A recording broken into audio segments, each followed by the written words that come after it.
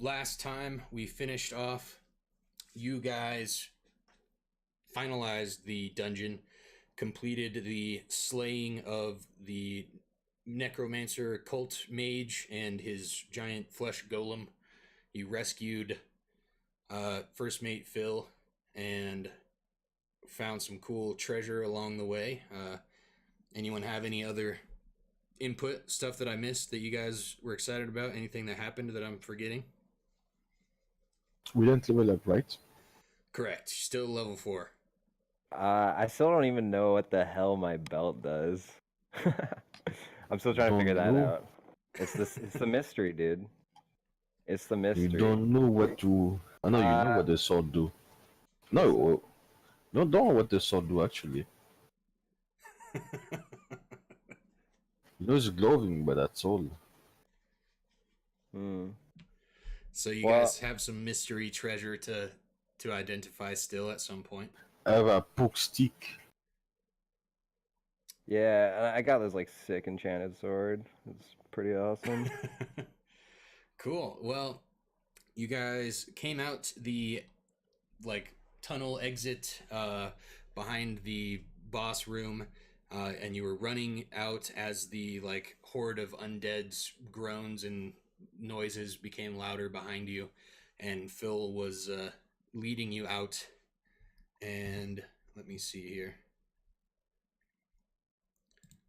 Just gonna put the party up on the screen for now, just to have something up there. You may. Jinx is dead as hell. R.I.P. Yeah, dead twice. Yeah. Uh, um. So you come out the other side of the cavern and you appear in the sunlight for the first time in at least a couple days. I think you guys took what, two, at least one, if not two, long rests inside the dungeon. Maybe one and a couple of short rests. So over 24 hours inside this cavernous maze almost, and come out into the fresh air, breathing this fresh sea breeze air for the first time in weeks, because you've been in the slums and the pit before this dungeon. And Phil points you towards the man's ruins down at the dock, and he's rushing you down this mountain path. It's only maybe a quick 5-10 minute walk down the path over to the docks on the side of this cliff. And you remember from coming into the island when you got brought here with Captain Hicks on this same ship, you remember seeing like the island is just surrounded by these giant, like jagged mountain peaks. And on the other side of them now, you come down and the dock is just kind of attached to one flat part of the area that has the pass, which is like the only way through to the center of the island on this side. And you come down to the docks, and Phil is running towards the man's ruin. He's excited. He sees some of his crew is already has already made it down here, the ones that escaped, and they seem to be already working on like rigging everything up on the ship. And as you get closer, you can see another ship, this one much smaller than the man's ruin, which is like a full-size navy like galleon. You can see another ship that looks like a like Viking longship, like a very long uh, ship with a rowboat type ship, with oars on each side and rows of like seating.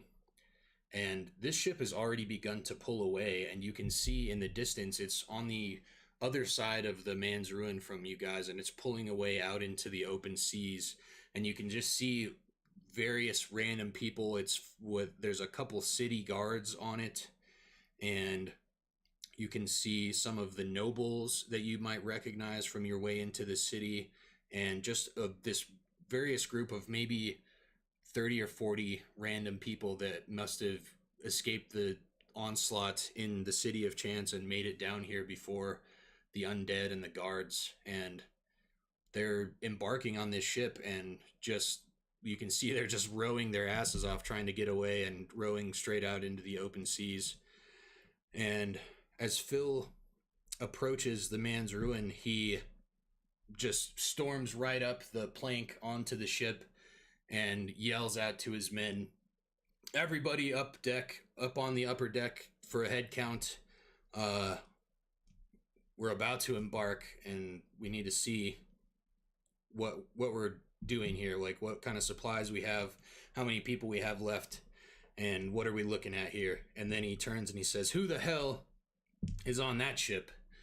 And another pirate appears from down below, and you recognize it's the young teenage Tim who you met on your first voyage into the island.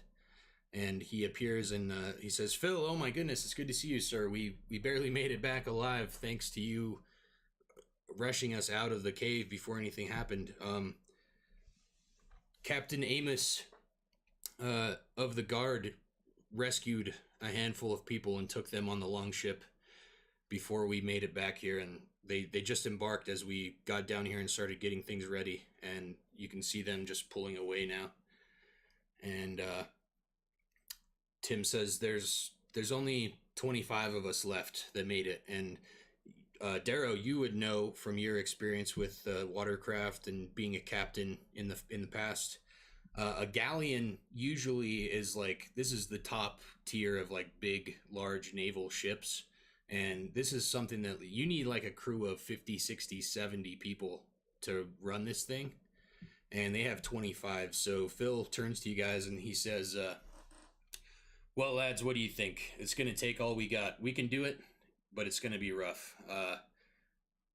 It's going to take the whole crew working pretty much around the clock to man this thing.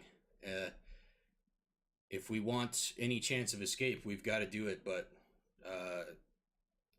I'm gonna need your help, and we're gonna have to have some luck along the way. I Sure. am too small to drive a boat. Hey, Luca, welcome to the stream. That's the great. Phil turns to philosopher. Goldu as he says that and says, I'm sure we can find some stuff to do for you, even if it's just doing some fishing to help gather some food for the crew as we work. I mean, you just throw them overboard too, but Phil laughs at that and he says, well, we might get to that point. Bully. He turns to you, Darrow, and he says, I heard you have some experience with this in the past, and I could definitely use your help captaining this beast. I've done it for a long time. I mostly did all the work here anyways when Hicks was captaining her, but it couldn't hurt to have another trusty pair of sea legs on board, and I could use all the experience that we can get. All of our men are going to have to do the rigging and all of the sailing, but I'm going to need some help navigating and running the crew, if you don't mind.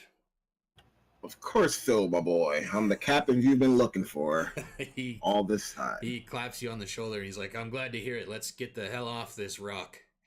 And he I agree. kind of motions you all up on the deck, and he looks at Chad and he says, now there's the strapping lad that we're going to need to run some of this stuff around here. And he points at like all of the mast and sails and rigging that needs to get done that the crew are already like struggling with, like, and he points towards some of the work that needs to be done and looks at Chad and says, if you don't mind, lad, I think you might be twice as strong and at least as fast as some of these dummies.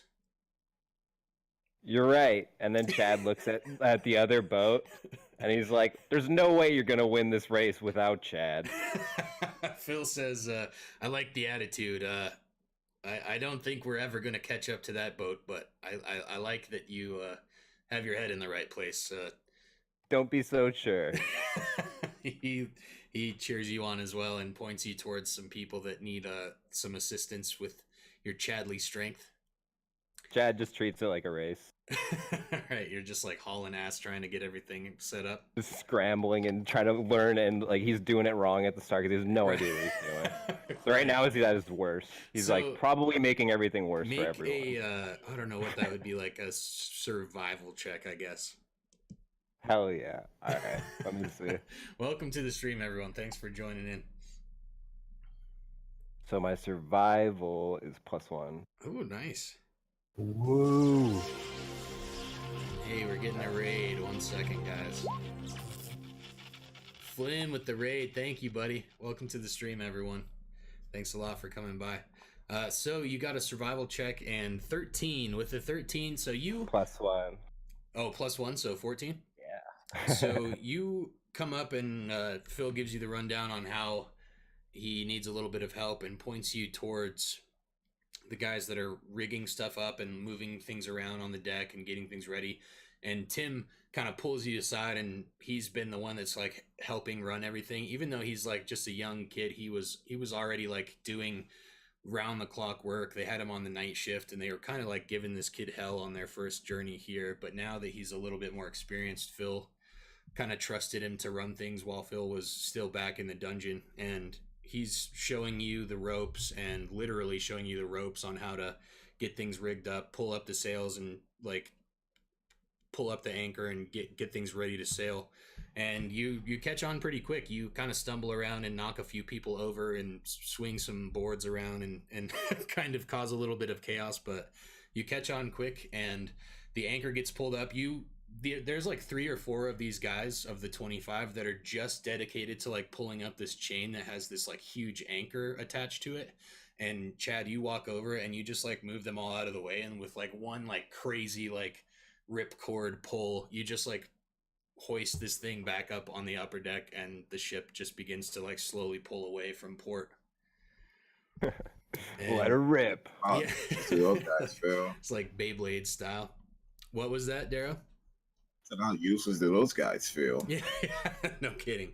So everyone is like pretty much in awe. This guy just comes aboard and starts handling everything. And Darrow, Phil takes you, and let me get the map pulled up here. Hopefully you guys are all on Roll20. I'm sure you are. You can see it already.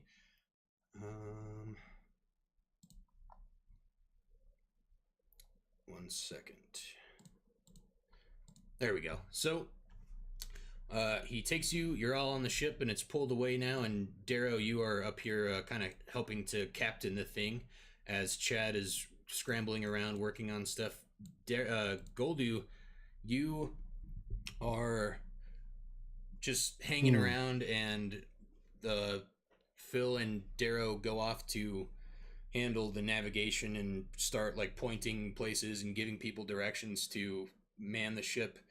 And Phil says, little man, make yourself at home. There's some fishing supplies if you'd like in the cabin, or you can just try to lend a helping hand wherever you find. But for now, at least, things should be going relatively smoothly, and he kind of relaxes a little bit now that he's back on the safety of the ship, and this kind of feels like his home. The zombie don't have ships? He says, I'm sure given enough time and the craftiness of those unholy abominations and their leaders, I'm sure they will have some way of traversing away from chance. And as far as I know, we all got those telepathic messages, and the rest of the world may be infected as well. Who knows? But I think the safest place to be, at least in my opinion, is on the seas.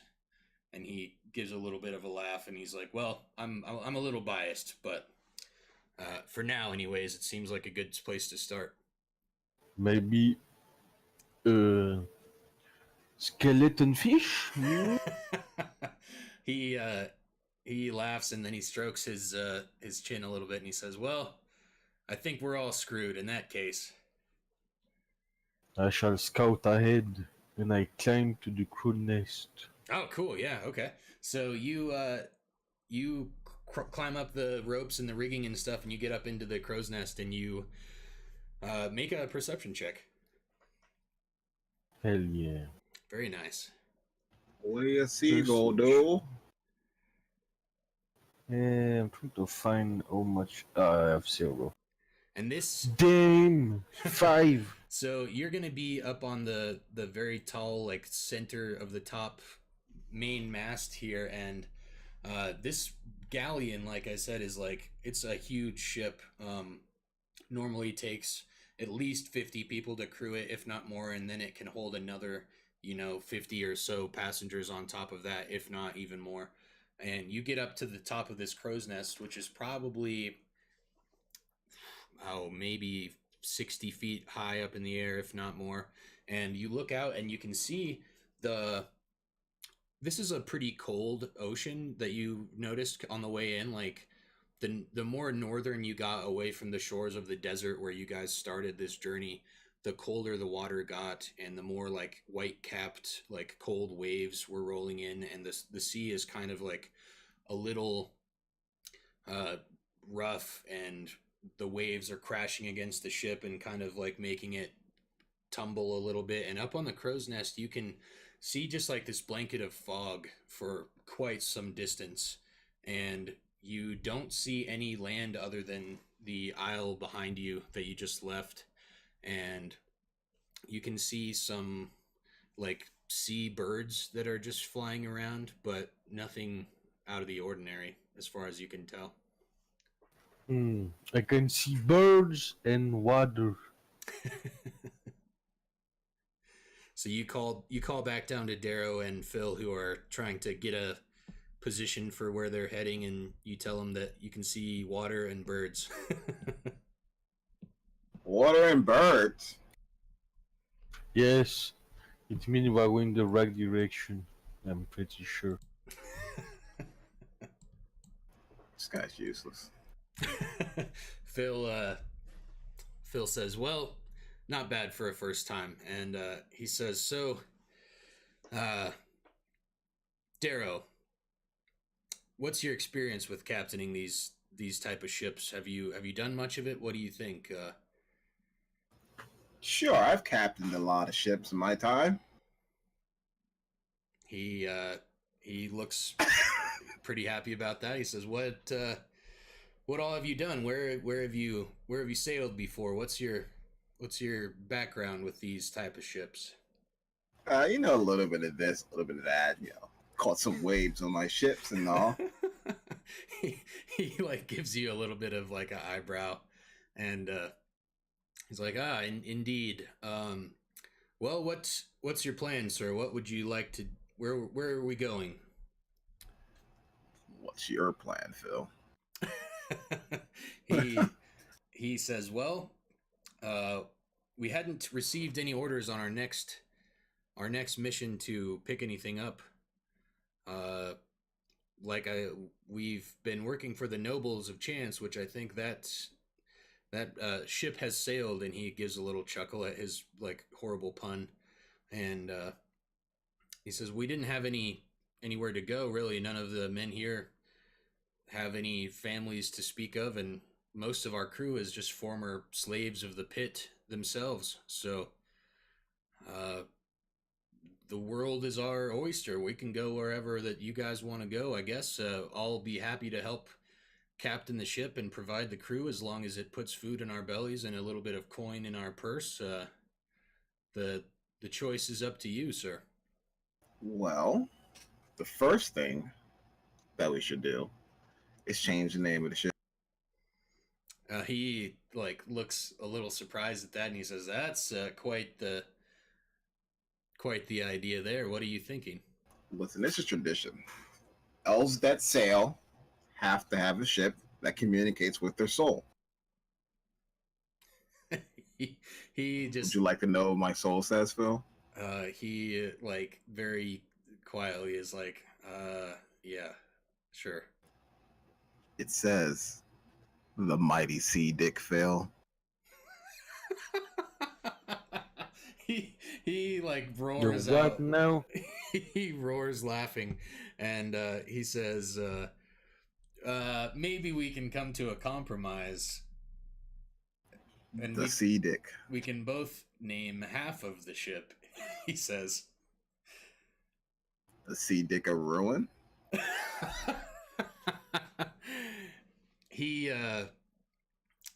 He contemplates for a moment, and he says, "I'll think about it. The next time we get to port, maybe we can scrape off the old paint and redo it. We'll have to contemplate this for a while, but I like where your ideas are headed. I just don't know if the execution is quite there yet.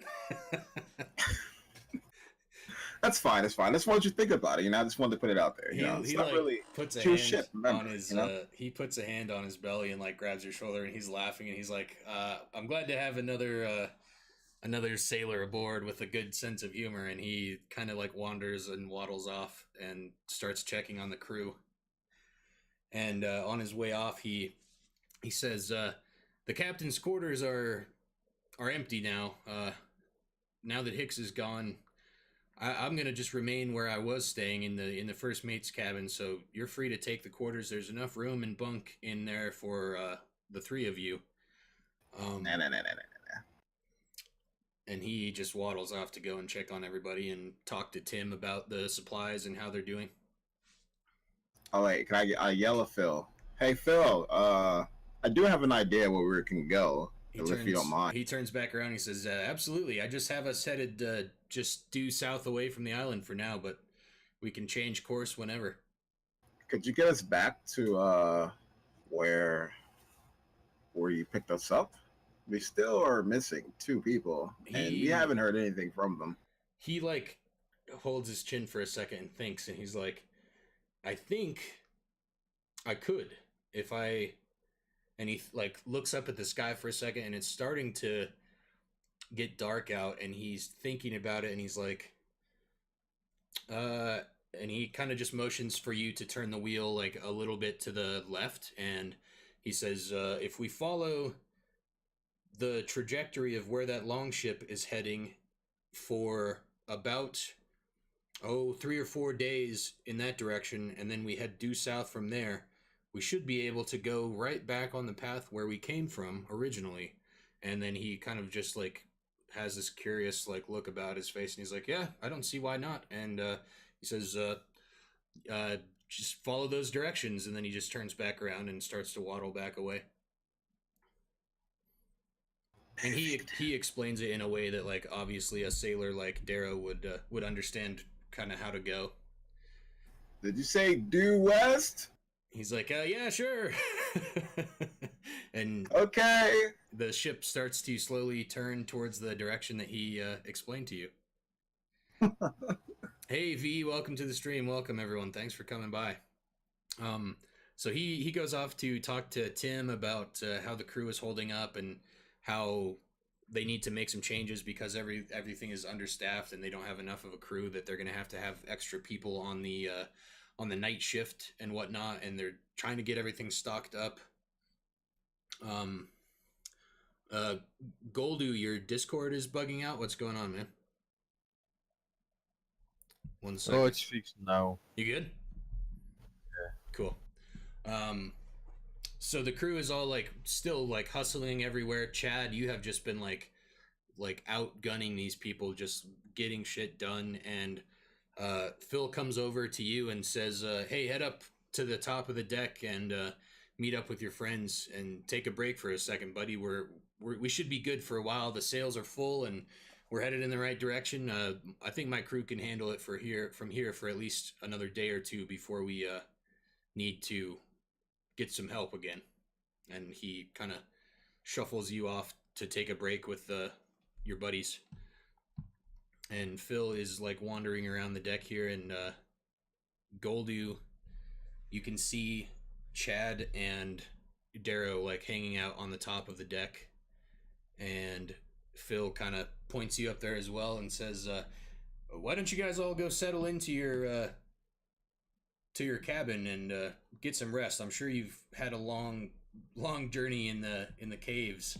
I certainly am about to go and take myself a little bit of a pirate's nap." And he just like chuckles at himself again and waddles off. Long time since I smell good weather, right? Excuse me, smell what? Well, usually smell like shit and blood in the cave. You said good weather, right? Like the outside, like the sea breeze and all that stuff. Yeah, for sure. This is definitely like, even though it's like kind of rough seas and it's stressful because you guys are kind of heading out into the abyss of the unknown. It's a nice reprieve from like being chased by the undead and fighting stuff in a cave. For damn sure, it's nicer than that. And you're around other friendly people that you kind of got to know them. Like your first trip to Chance on the ship, like it took a couple weeks, like a week or two on the boat. So even though it was like an unknown experience at the time and you were very confused about what was going on, you do recognize a lot of these people, and Phil and Tim are like pretty friendly with you guys, so you're definitely more at home and relaxed than you were in the last couple days. For sure, my homie. You know, Goldu, I agree. The sea is in my blood, I tell you. I feel so strong. Almost strong enough to punch Chad in the face, but I'm not going to do it because he's... What? You say something? Oh, no, Chad. You're beautiful. Keep doing you. Oh, thanks. I wonder when Okay. Chad is going to become an adult. I've become a what? An adult, you know, an adult dragon? Oh, So he's a little small. baby, isn't he? Yeah, Meta they even have Dragonborns wings. like are like fully like grown as like an adult by like 15. Yeah, and Oh, they, yeah. Adult. Chad's like But 20, dude doesn't 25. know. Like so he's like he should have been an adult a long time ago. I don't- Goldu think I say this you are almost a baby Goldu can dragon. hear. oh, Goldu thinks that Dragonborn are baby dragons. Yeah. That is funny. They Awesome. become a giant dragon with wings. Can fly. Nice. His body may be big, but his brain's definitely not. Shut up, elf. Yeah. I have nothing to say to you. Besides, now that we're out of the cave, can we like go through our spoils, Goldu? Maybe you want to distribute some money. Yo, check out this belt, dude. I don't know what this is. Oh yeah, I could. I thought I checked that out for you. No. No, you checked out my cape and I think my sword. Come on. Get with the times, Mohawk Chad. Can we get the rest, by the way? Sorry, I was fighting for my life. Yeah. I forgot what happened. So you guys, if you want, you're welcome to retire to the captain's quarters for now, and you can take a long rest. And it's getting to be nighttime anyways. And if you want, before you rest, you can like identify whatever items you have, or go through your stuff, or whatever you want to do. Straight. Sure, I'll identify that for you, Chad. What do you have, Goldu? Don't you have something as well? No, I got nothing. You took all the loot, so I keep all the gold. Alrighty. Don't touch. Speaking of all that gold you found, you should probably divvy it up with us. No. Well, have fun sleeping on the gangplank then. No, I have the master bed. I'm the hero. I save everyone here. Chad, They owe me Chad, their he's life. stealing from us. Don't let him in. It's okay. He said he'll give me a percentage of the cut. Chad! We're a team! Yeah, that's I why I take- trust him. I take Wow. the road of first blast, and I show it at Daryl, and I say, "Warning! I poke you." Sorry, I put my hands up. You know, no need to get violent, Golda. Well, so I have Let it two get violent. robes now. Have what? Two necromancer robe, one velvet and the other Oh yeah. one black. You have one robe and one skirt. I go and touch Oh. Chad's belts, and I identify with the spell slot since we're going to sleep. Cool. Phil wanders by and he says, "I'm gonna go and hit the hay and take a snooze. Tim's gonna captain the night shift. You guys are welcome to go and get some rest in the quarters. And quit that squabbling. You guys are supposed to be friends. You guys just saved each other from the damn dungeon. No use fighting over a little gold. I've been a pirate my whole life, and I've certainly learned that gold isn't everything." And he like wanders off, twisting his mustache. And Go do gasp. It's not a little gold. you touched the the belt that Chad is holding, and you discover it to be a belt of hill giant strength. Hillbilly shrimp. Hillbilly. The belt of hill giant strength.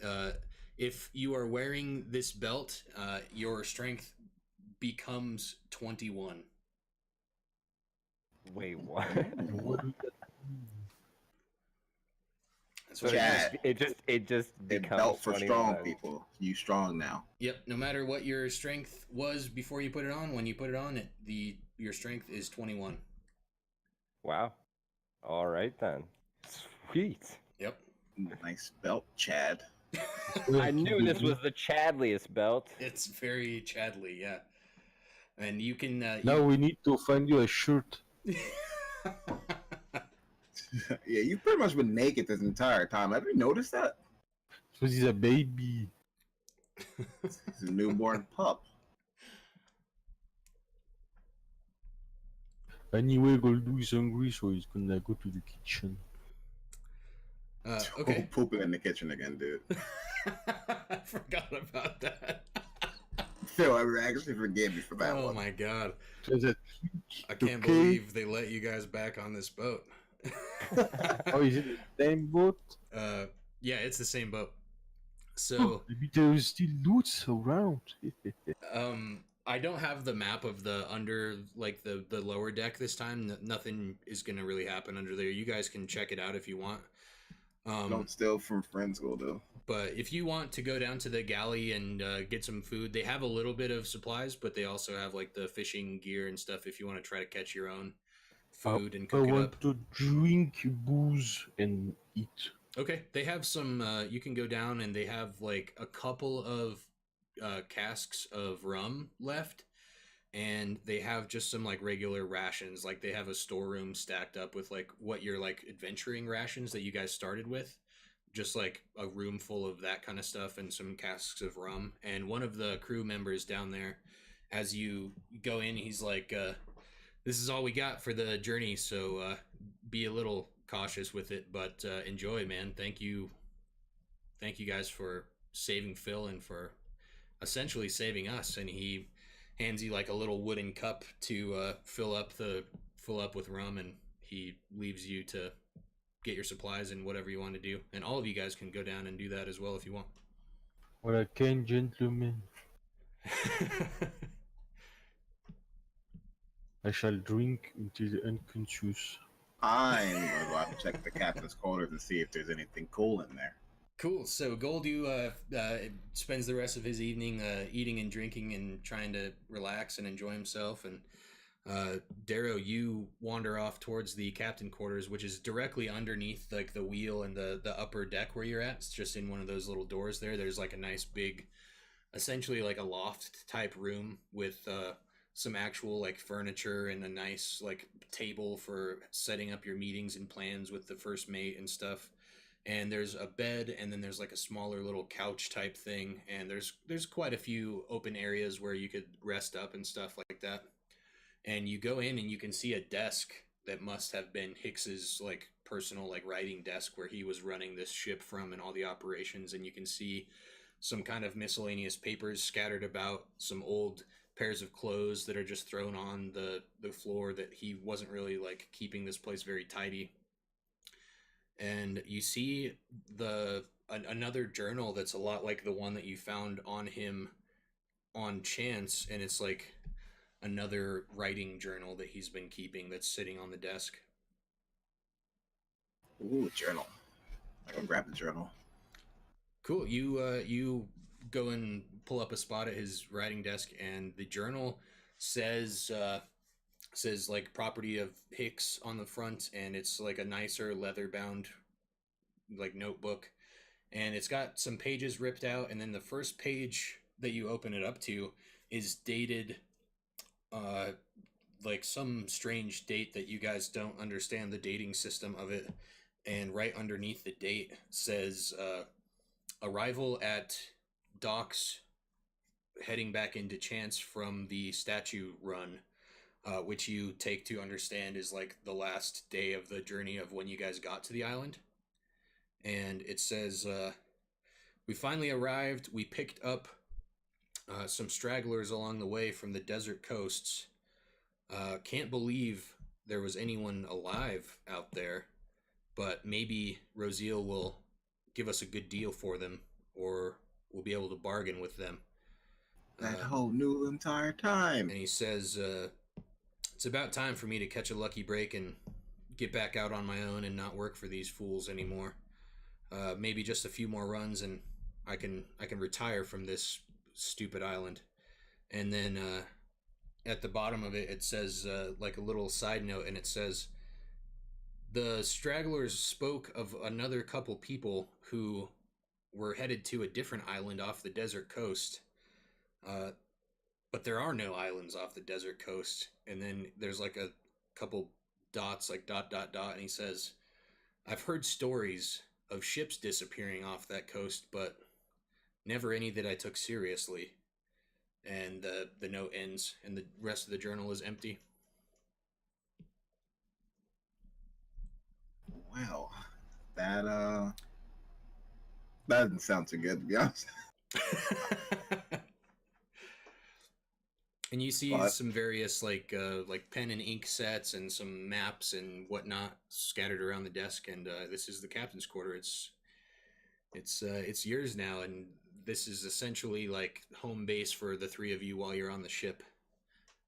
You can stay wherever you want. If you pass out on the deck or below deck or wherever, it's cool. But this is your actual allowed resting place whenever you want to chill.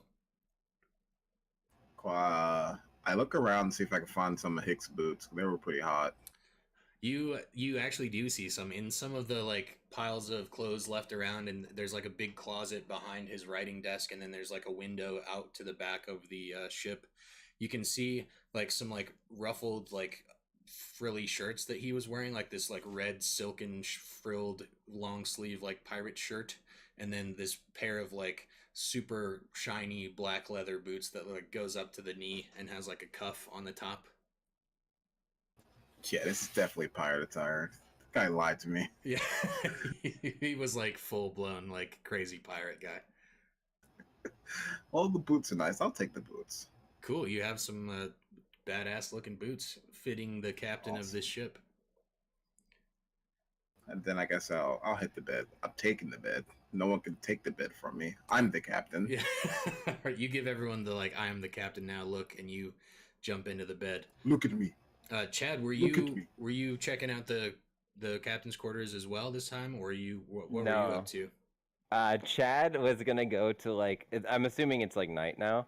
Yeah. So Chad's like going out to like the front of the boat, like I don't know what the hell you call it, like the little tip thing where like they do like the Titanic. Yeah, like, for sure. He goes like right onto like the tip of that. He has his wind cloak on, like the wind's already blowing at him. He billows the wind cloak to like maximum effectiveness. Very Somehow nice. still has it over his head, and then he reads his love letter, and then he looks out at the moon, and he says, "Somehow, some way, I'm gonna beat the race, win the tournament, and find you. If my name isn't Chad Supreme." Nice. You're standing on the edge of the what is that thing called? I don't even know what I have no idea. The bow or the stern or something like that. You're standing at the top of it, and the rest of the crew that's working the night shift, like swabbing the deck and rigging down the sails and stuff for the night, they are just looking at you in this cloak billowing, and you can see like half of them that were working with you throughout the day and like that saw you like hustling and like outworking them. A lot of them are just like shaking it off like, wow, that's just Chad, like that's how he does. And then the other half are just like visibly like, what the hell is wrong with that guy? But they see the cloak like billowing in the air, and like you look pretty badass too, so they kind of just like leave it alone. They're like, okay. But you looked up at the moon while that was going on, and it's starting to be nighttime. That fog that Goldu noticed earlier from up on the crow's nest has rolled in like pretty heavy now, and the seas are getting like a lot more turbulent, and the moonlight is super super bright. Like you can see the moon like reflecting off of this like dark blue, like almost black water in the night, and all you can see is the like reflections of the moonlight in the fog, and the ship is just like pitching up and down at this point, and you like almost get knocked off of the like board that you're standing on, and you have to like hustle back onto the actual deck of the ship. And the rest of the crew is like, it's kind of like pitching up and down so much that they've stopped their like cleaning of the ship and moving stuff, and they just like strap all the big stuff down, and they kind of just like find their quarters and their spots to sit and hang out until this passes. And you can see them, they're kind of like BSing with each other and talking, like they're used to this kind of like rough seas, but they still are like not fans of it because you can't really get much done and stuff just kind of like flies around the place. And the ballistas, there's ballistas that are set up all over the ship, and you can see they're kind of strapped in, but they're like wiggling all over the place too. And the crew is kind of just like, they're just like, okay, well now we can't do anything. And they look over at you, and you're still like standing up trying to like keep your balance, and they're like, Chad, go to bed. What? Oh yeah, it's late. So Goldu has passed out from his rum and food downstairs, and Darrow is sleeping in his bed for the first time in probably weeks now. And all seems relatively calm, other than the weather. Vicious. Seems relatively calm. Well, you're all asleep, so you wouldn't really know, but there's nothing that seems to be bothering you other than how badly the boat is like rocking in the waves. And Darrow, I imagine like you're probably sleeping pretty well from it because you're used to that. And yeah, I mean, you sail a much smaller ship, so this is easy. Yeah, and Goldu is like passed out drunk, so he's probably not bothered by it at all. Chad, are you trying to make your way inside, or are you like balancing on the upper deck? He's just gonna like kind of like, you know, like nervously, kind of like awkwardly, kind of tiptoe his way back and forth, Sure. leaning out, almost as if he's drunk because of the turbulence. Right? Yeah, like Try and like find his way back. wobbling your way back in, and I He imagine gets a little lost. your tail probably helps with the balance a little bit, but then it also like Slightly. you smack into stuff and it kind of throws But you it off hits too. more things. Yeah, it's Yeah. like stubbing your toe. Goldu have a tail too. Like if you hit right at the You're way more sensitive than it seems. it's like stubbing your toe. You know, it's like your spinal cord. Ouch. Stubbing your spinal I cord. guess Oh my it god. would be. It's just like, yeah, the extension of your spine. Like anywhere else in your tail is fine, but just the very tip, It's if it gets like, probably, bashed in, it's just like, oh, it's a resistant tap to the enough. spinal cord. Will You don't you want go that. paralyzed? Like, Oof. is like a part of your tail like paralyzed? No, Chad's Every too time you strong. It's just like a stub toe. But So you any mere mortal would collapse. you make it into the captain's quarters, and you kind of like crash in the door, like right when you're about to reach out to open the door, like the ship pitches a little bit and slams you into the door, and you kind of just like swing in and like catch yourself on the inside. And you don't appear to have woken up Darrow quite yet, so you made it inside safely, and everything seems pretty still. You can just hear the waves crashing against the ship, and the occasional like box or crate slam into a wall somewhere downstairs. And the rest of the crew is just kind of hanging out still. The ones that are on night shift, they're occasionally like reorienting the ship or moving something or like changing a mast around, but not a whole lot is going on. Peaceful night. Seems to be, yeah. Chad, you're are you gonna try to get some sleep as well?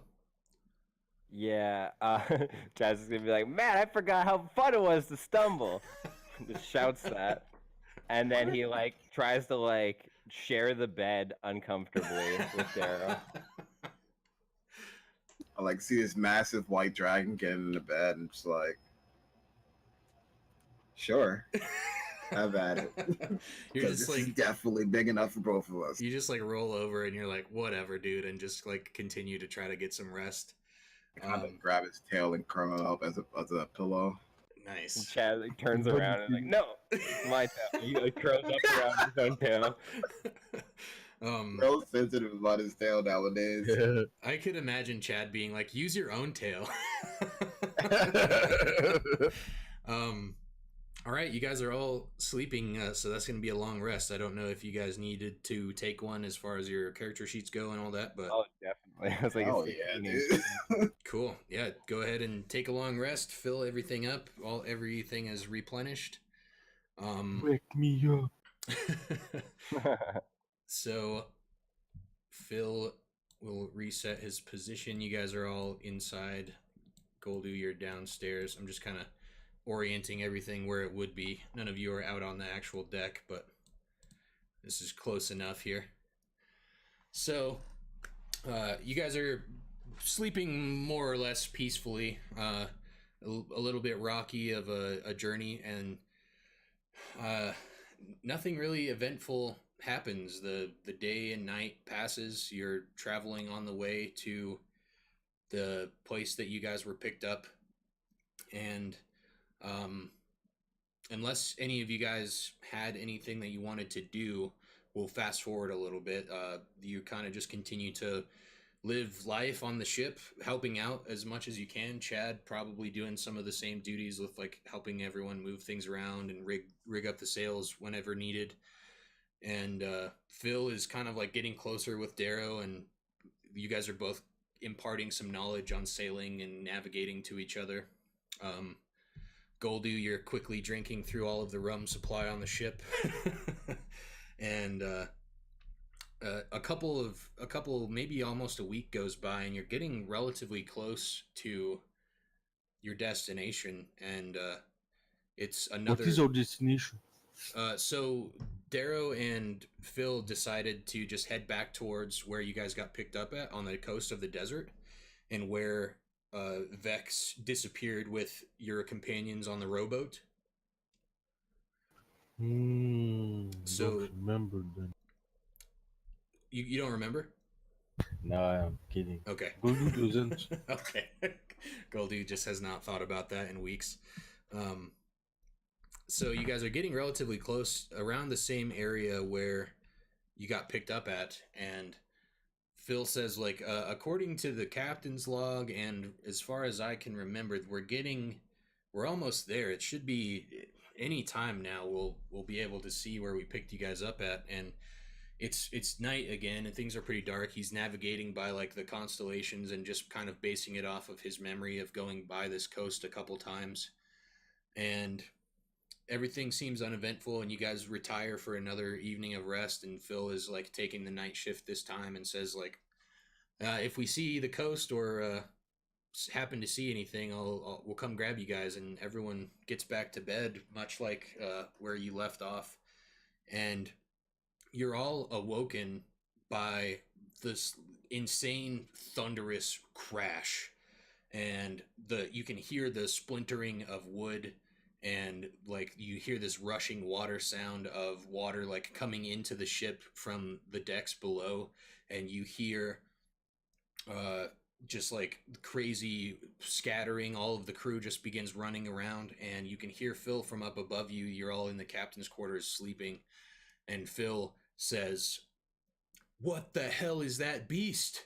And he immediately begins shouting orders at the crew that's on the upper deck to arm the ballistas and try to patch the mast, he says. And you hear him from up above the cracks in like the floorboards above the captain's quarters, and you are awoke. The sound of sheer terror and imminent demise. Been almost too long, dude. Can I do a? You say that. What would you say to wake up from a drunk? Oh, I don't know. What do you mean? Like, Is it Constitution? oh yeah, for sure. Yeah, see if you're. Well, Yeah, you're probably like you didn't get quite as crazy last night. Like you Definitely has a hangover. you are hungover, and you wake up and your head is pounding, and the first thing you hear is this like loud thunderous crash and the splinters of woods, and maybe you were even passed out like below deck again, and you like might have been woken up by some of the water rushing in, and you like the first thing you do is wake up with a hangover and your clothes are all damp, and you see the crew just like shuffling around you, trying to like bail water out of these holes and repatch them up with wood.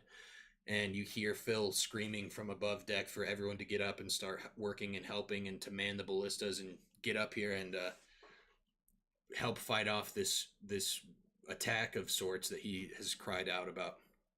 Oh no, the skeleton made ships. I shall assist. And I take a last drink before going. All right, you grab your wooden cup that was left on the table, take a shot of rum, and charge upstairs. Darrow, Chad, you wake up in the captain's quarters and you hear all this craziness going around. What do you guys do? I grab my boots and run outside, captain like.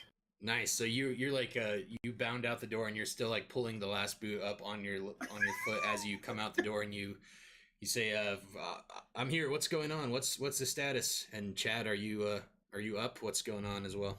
What the chat is going on? Chad rushes outside. Okay.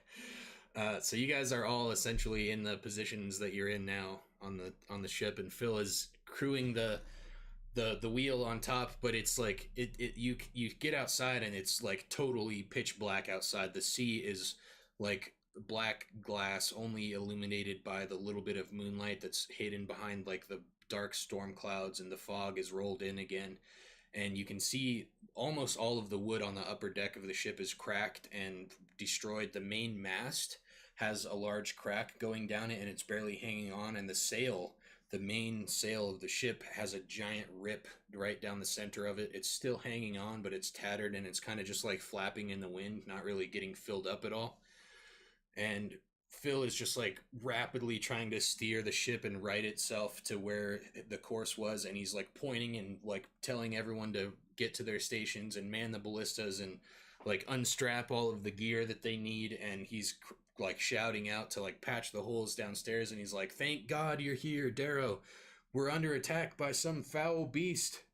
And he's trying to steer the ship and do all this at the same time. And as this happens, like a lightning crash and this like purple electric light just fills up the sky in front of all of you, and it like blinds you all for a second as this lightning bolt hits the center mast again and just splinters it, and it goes flying into the air like in a million pieces, and the whole mast is just destroyed and falls down onto the deck. And Phil just like drops the wheel and is like clutching his head like, we're screwed, oh my god, what the hell is going on? And another lightning bolt crashes down, barely misses the ship, and out of the like fog and clouds in the sky, you see fly above you, 1 second, this gigantic purple and black dragon. And it flies out.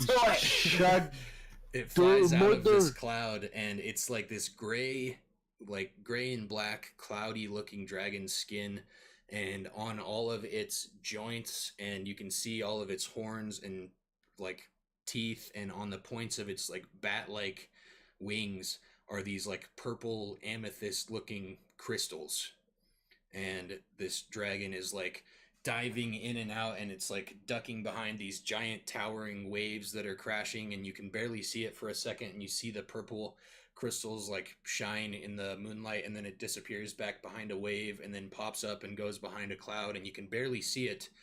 And then another purple lightning bolt crashes onto the ship and sends 2 of the men flying overboard, and you're blinded for a second, and the dragon disappears behind a cloud again, and the light flashes for a second, and you can see this giant black armored figure riding on the back of the dragon, and he appears to just have this like purple smoke like pouring out of the armor all over his body, and you can just see this like black steel armor, and he's got this gigantic like black steel greatsword on his back, and he's riding this dragon, and the lightning bolts appear to be just like shooting out of both of their like auras, and the dragon makes a swooping like pass over the top of the ship, and this figure just like gracefully slides and lands on the ship right at the top.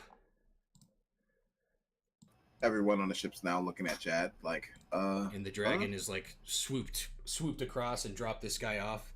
And as soon as he drops down, he pulls out this giant greatsword and makes this like purple sigil symbol in the air with his other hand. And the dragon immediately like flips like unnaturally quickly in the air and makes another pass and shoots a lightning bolt again. And it appears to like narrowly miss the ship and crash into the waves. And the dragon begins to like swoop around the sky, and this giant black armored knight that is just spewing this purple smoke out of him begins to like lurch forward towards you, and that's initiative. Goddamn stoner, dude. They have nothing to do. The guy like whispers vape nash. Yeah, dude. Get that purple scented the vape. The lavender vape. Before we start, Sounds like grapes. what's everybody's AC, so I can just write it down so I don't have to ask you guys so much. 13. 13. 30. Really? PPP. 15. Yours is 15? 15, yeah. Okay. The biggest farmer of the... Somehow the rogue is the hardest one to hit. That's bad. So this figure in this black armor, he begins to lurch forward at you guys, and you can see the like ports where his eyes would be on this like black steel like helmet and this plate armor, and you can see that it's like high quality, like shimmering like obsidian plate armor and this giant black greatsword. And any spot where there's like an opening in the armor, you can't see any skin or features at all. There's just this like dark, ominous purple smoke pouring out of the body. And he begins to walk forward towards you, but he is like just like clunking along like one step at a time and doesn't appear to be making any like noise or motion or anything at all. Just like this straight like lurching walk towards you all, and he gets to about the top of the stairs here, and the dragon begins to like continue swirling around, and the clouds are like drawing closer and closer to the boat, and the waves are getting crazier, and the dragon continues to fire these lightning bolts at you all. Chad, make a dexterity saving throw, please.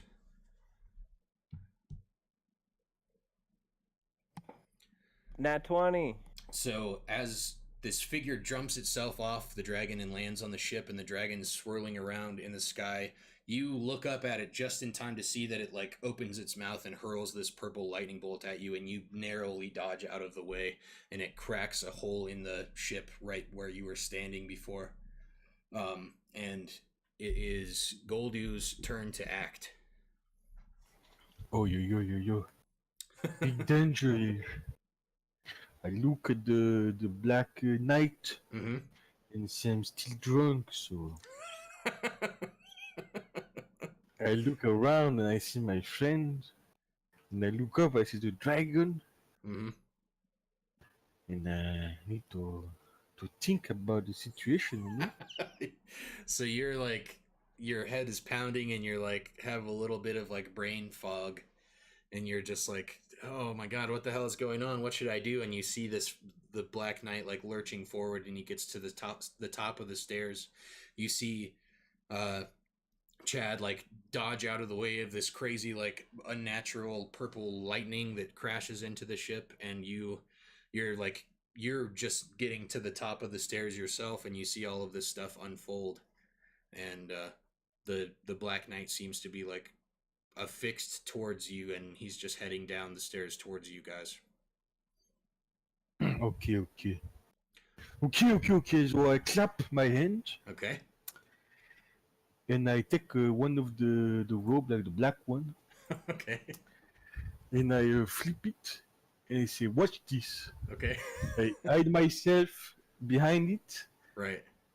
I drop it, I run downstairs real fast, and I do a stealth. So it's like the videos where the people hide behind the thing from their Yeah. dog. If he rolls a 1, he runs into the wall. I get a 19. Yeah, if you roll a 1, you just drop the robe and you're still there. I run to the wrong side, you know? Yeah. And Oops, I forgot to run. You drop it and then run. Yeah, you run forward right into his line of sight. But no, you successfully pull off this maneuver. You flip up the robe in front of you, and by the time it floats back down, you've disappeared, and you're behind the stairs and behind this little boat that's like little Can I rowboat do there. a sleight of hand to like pull the rope sneakily into the stair? You can try. Yeah, do a stealth of sleight of hand check. Yeah, okay. 8. So this black knight crawling down the stairs sees this robe appear, and then it falls down, and then the robe disappears. Magic trick. Yeah, he doesn't Then I seem to shall react hide. at all. You're And I congratulate myself okay. because I saw this when I was young and I always wanted to try it. All right, you finally got to pull off the like awesome rogue magic trick that you learned as a kid. Life was rough. So you still have you can still use your action and your movement and all that. Can I get up the stair without him noticing me? Or it's not possible? Yeah, you like I'll just essentially say that you're like hidden underneath this boat right here that's like up on the top of the deck. Oh yeah. So if you want to be like back here anywhere, that's fine. Yeah. So I hide under the boat and I shall wait. Okay. I wonder it. Maybe. 1 second here.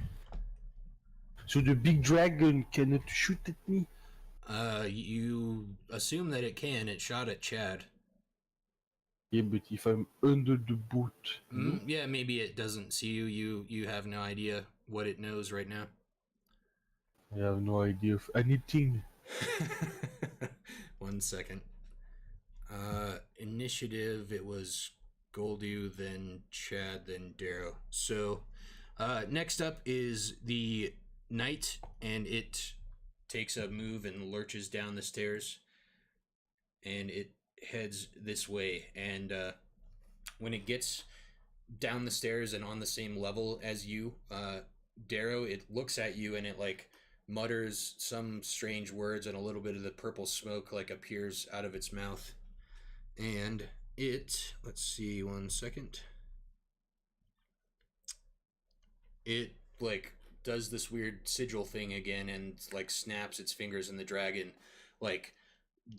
looks like its head is like pulled unnaturally, like to spin it around, and it's being controlled somehow. And the dragon spins around and flies across the boat again and launches like a bolt at you. So make a dexterity saving throw.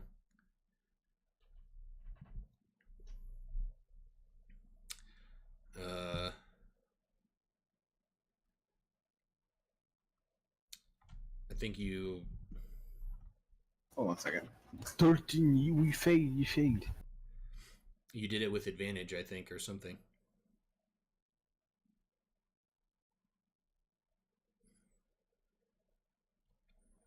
I'm not sure what happened, but either way, you successfully dodged out of the way there.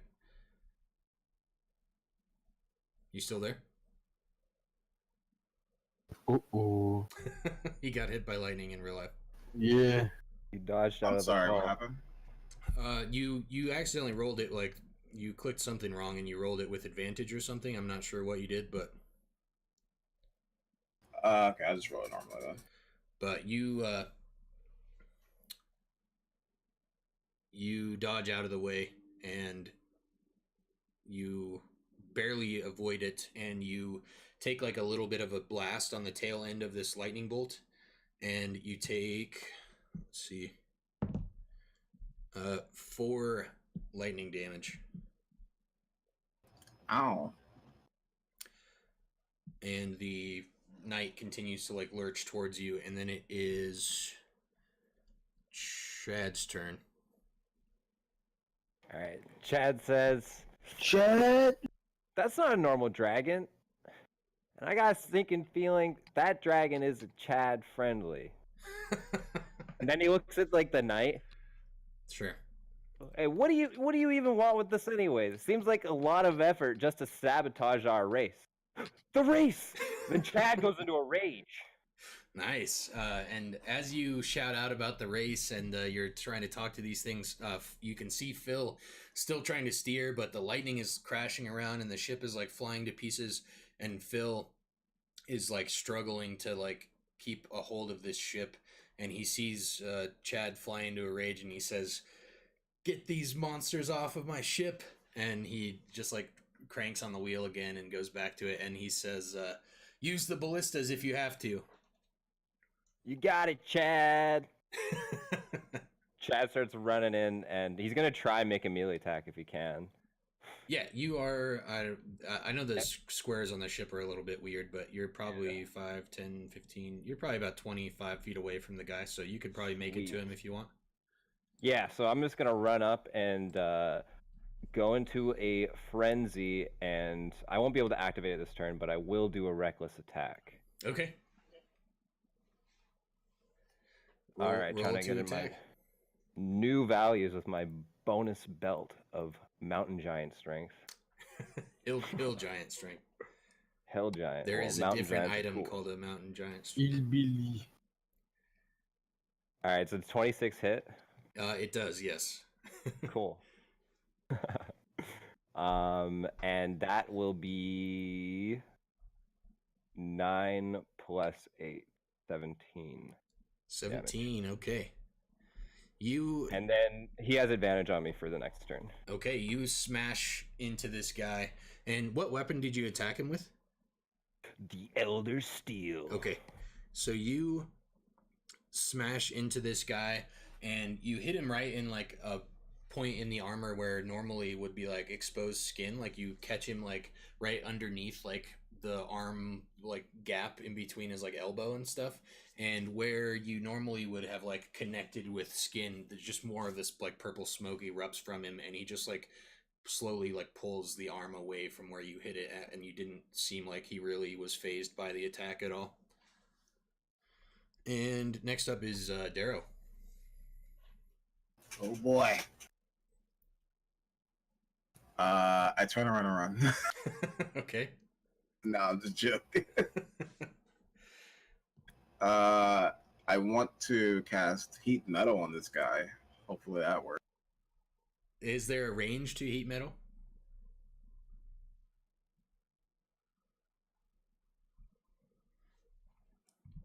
Let me Google it. Okay.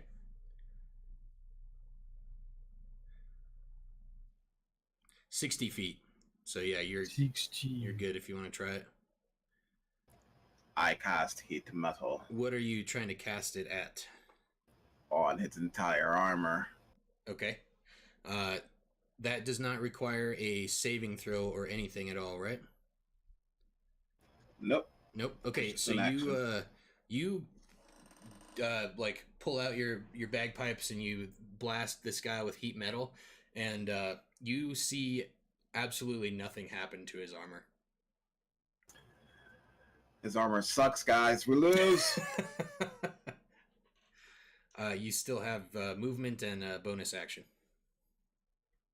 I give Chad a bardic inspiration, and I move towards the ballista on Goldu's side.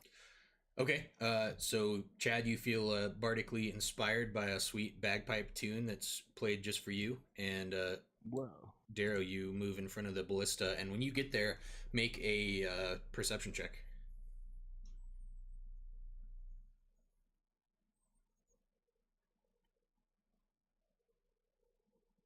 Well, You, in all your time sailing, you can't remember ever using a ballista before, but there is one in front of you now. But it looked like crossbow, but not crossbow. It's exactly What I do. Exactly. You see, it's not loaded, and there appears to be one giant bolt laying on the ship directly next to it. And it's going to be the dragon's turn now. to Vet Night. The dragon takes a flying swoop over, and it bathes the deck of the ship in this purple, like foggy breath. And I need all of you to make a Constitution saving throw for me. 17. What is that weird thing that you guys are doing on Roll20? It's when Just you click click in on the saving throw. Yeah. What did It gave 2, but it's on the left, the first one, I think. Yeah, I'm Right. pretty sure the first one is If you have to actual do roll. if you have to do like an advantage, disadvantage, it gives you Right. 2 numbers, instantly. That's weird that it just gives you 2 automatically. But yeah, you guys are all good. Chad, you take 6. Let me see what kind of damage that is. Sorry. Vape damage. 6 vape damage. Your lunge is wool. It's too hot. Chad's too cool for the vape. You take 6 psychic damage. My mind. Exactly. This What mind? purple fog clouds over you, and you feel like this strange, like telepathic vibration that like instantly like gives you this weird migraine, and your focus is thrown off. And the dragon takes a swoop around, and it will turn itself around and try to swing back again. And it's back to Goldu's turn. Soupy soup. Goldu go into a rage, but not really. Okay. Then he run toward the side of the dragon on his left. And he plunge The dragon. deep.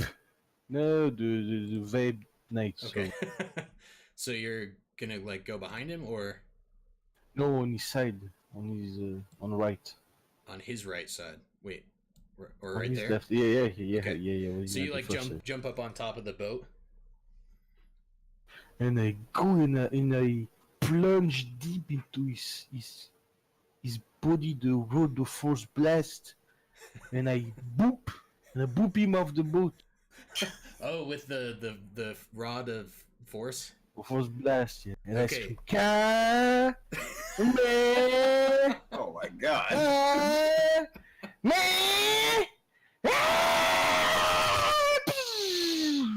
Sorry about everyone's ears.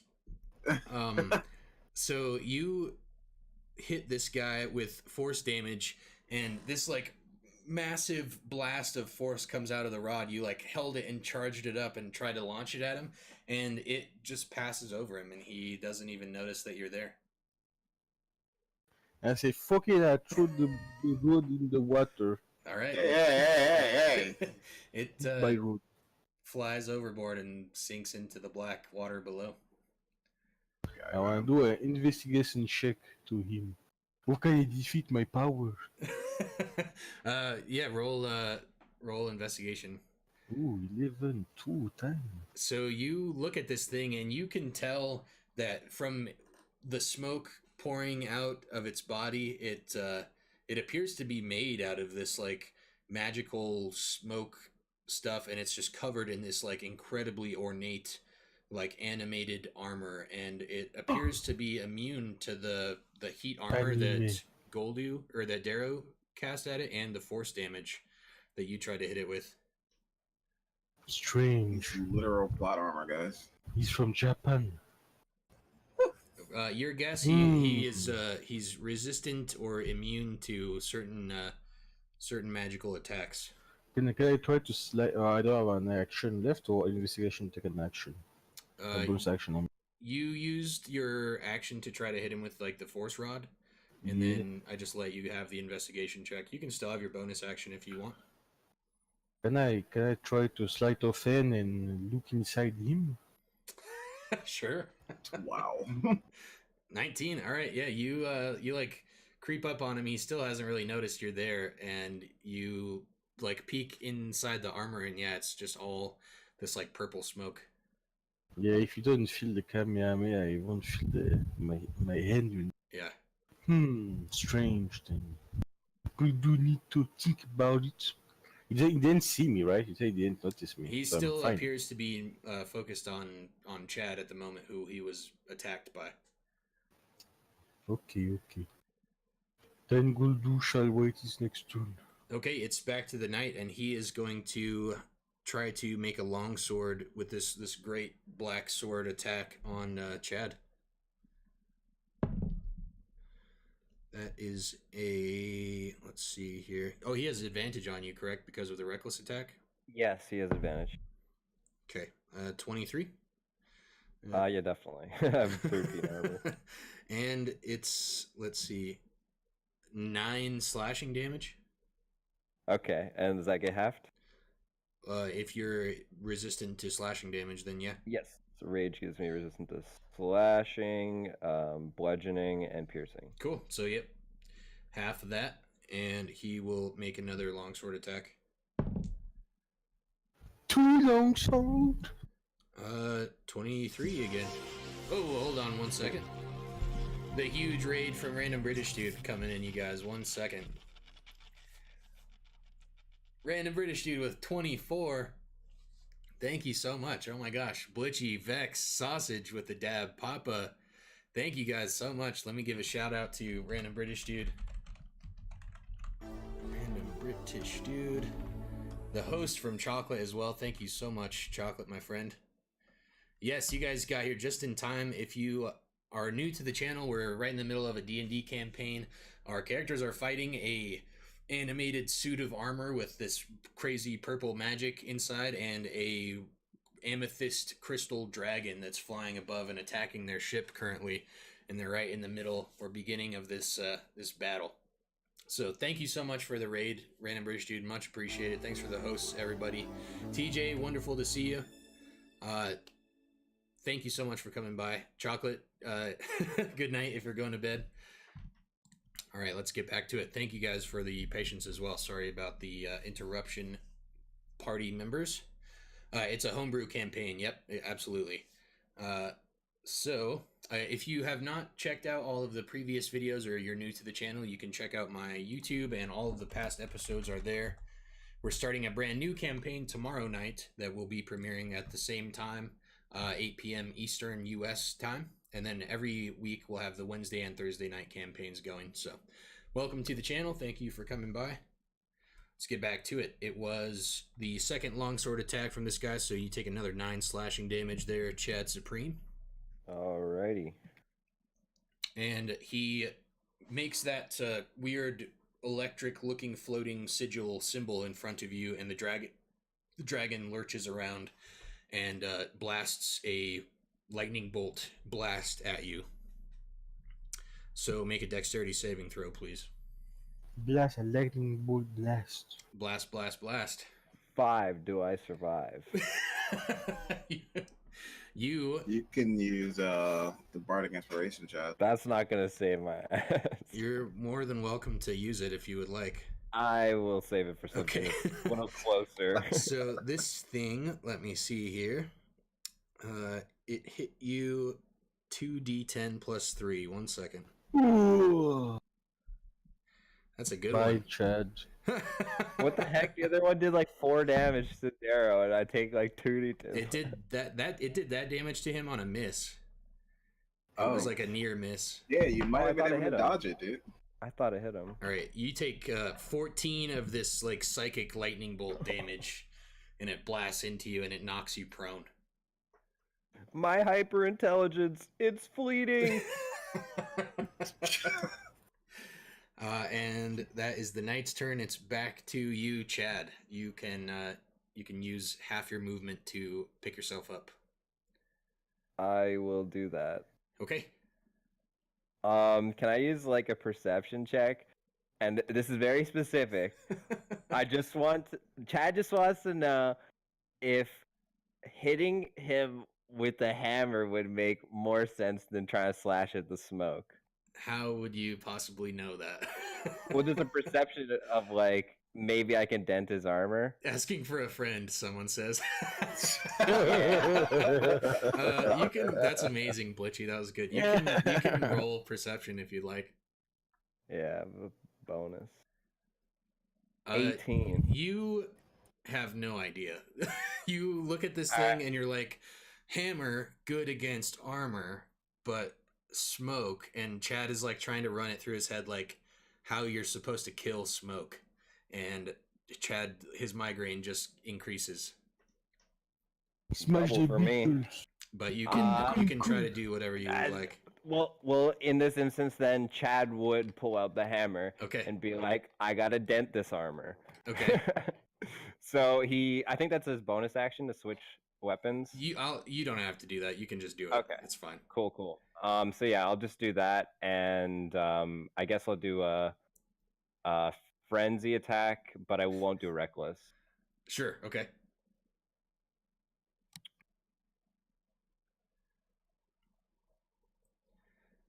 $21. That's a hit. So those are two different attacks. Oh, okay. 2 different 21s. Very nice. Yeah, they both hit. Roll your damage. Time for revenge. +7, so that's 16. Nice. And 14. So 16 and 14, 30. You smash him with this hammer and you smack like right into the chest plate of this like obsidian armor, and it doesn't dent in at all, and he seems to like just brush it off, and it seems to like make more of the smoke like pour out of him, but way less than you thought it would do.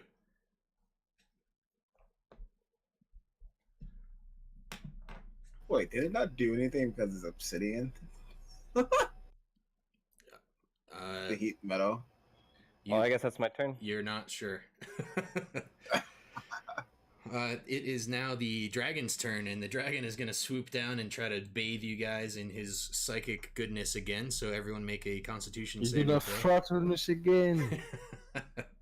Every time he does this, you can see these amethyst crystals like covering his body just like begin to glow and emanate this purple energy as the like purple fog kind of pours out over the ship.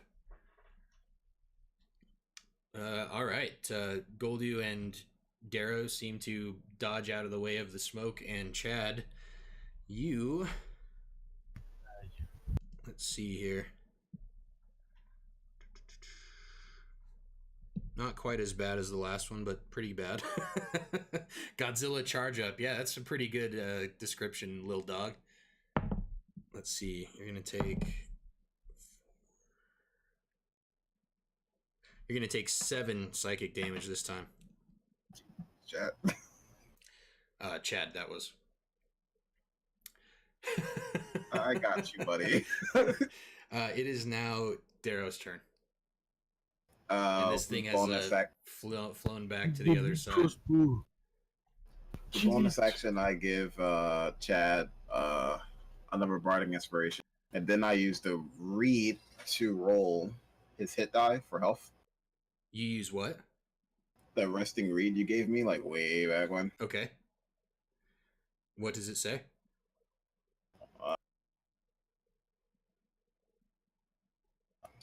Resting read, the trinket that empowers the bard. Chosen instrument. Anytime the bard gives a player bardic inspiration, that player, well, I can have them roll. I roll 1 die of whatever hit die are. That's the hit die of their size. Thing. Okay. So barbarian hit die is a D12. So yeah, roll a D12, and he is healed for that much. This like magical reed that you've imbued into your bardic bagpipes. Anytime you like play the inspiration tune to them, it imbues them with that extra healing power. So Chad, take a heal for 8. Wow, that almost felt better than the lightning. And that was your turn, Darrow? Was that a turn or was that? What did you do? That was just your bonus action? Yeah, that was just me giving him the. So you still have an action and a movement or whatever you want to do? All right. Chad, would you like more healing or would you be okay? I could use a little more loving. All right, I go over to Chad and I cast Cure Wounds. What is the range on Cure Wounds, and where would you like to move to? I have to touch him. Okay. I'm directly behind him. So let's say you move 5, 10, 15, 20-ish, and you touch him up with the Cure Wounds. That is 7? Yes, sir. Cool. Another 7 to you, Chad. Sweet, I should survive another round. You still have 10 movement left, Darrow, if you want to move anywhere. I moved to the ballista that's behind me now. Okay.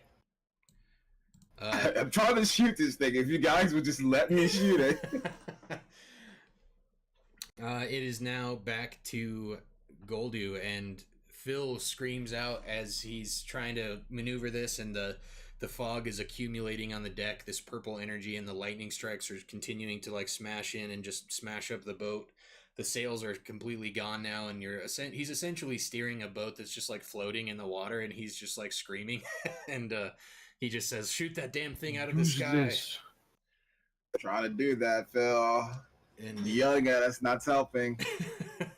It's Goldu.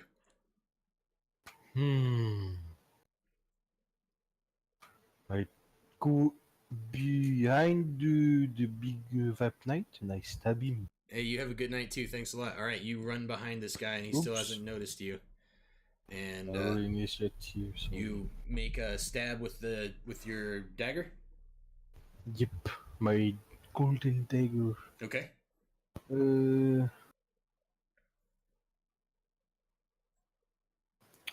22. Ooh, very nice. All right, that's sneak attack too. So roll damage. 3d6, right? Yeah. 3d6 and then plus all your bonuses and whatnot.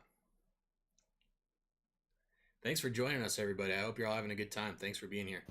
16. 16. All right. 16. You sink this dagger into the slot behind his armor in his back, like the lower back, and you like drag it across, and you pull out this like big swooping mist of this purple smoke that spills out of him. And for the first time, like enough of this smoke has like dissipated out of him that he seems to like sink down a little bit, and he's like, the armor gets a little clunky, and he's not quite as like stoic and huge and strong as he appeared to be.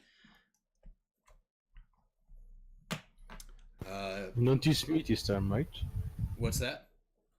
Did he notice me this time? You would no longer consider yourself like hidden from this thing. It kind of like flinched a little bit and like looked behind itself at this point. Yes. Anything else?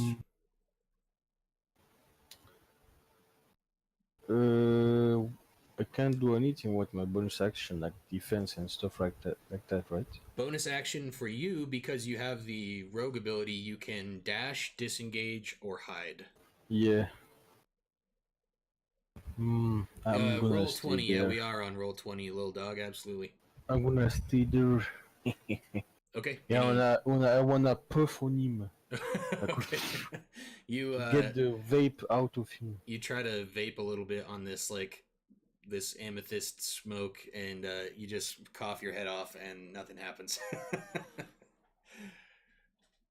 It is now the knight's turn, and he is going to take this giant, like, black crystal sword that he's been swinging, this great sword that you can see is like, it's taller than himself. It's like he's swinging like, it's like the Fume sword in Dark Souls. Like, it's huge. And he grabs the hilt of this thing and rips it in half, and it's like turns into these two crystal long swords, and he spins around and attacks Chad and Goldu at the same time. 15. Hit. Okay. Yep. 1 second. I lost his stats. 1 second, guys. There we go.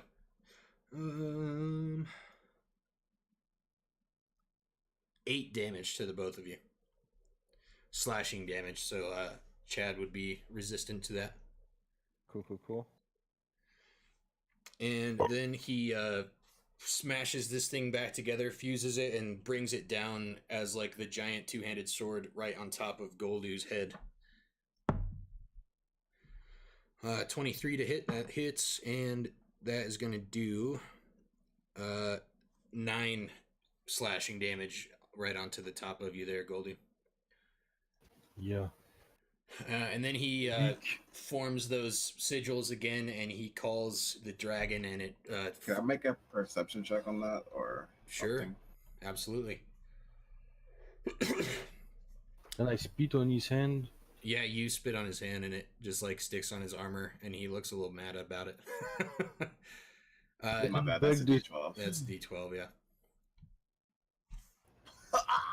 What? 1 second.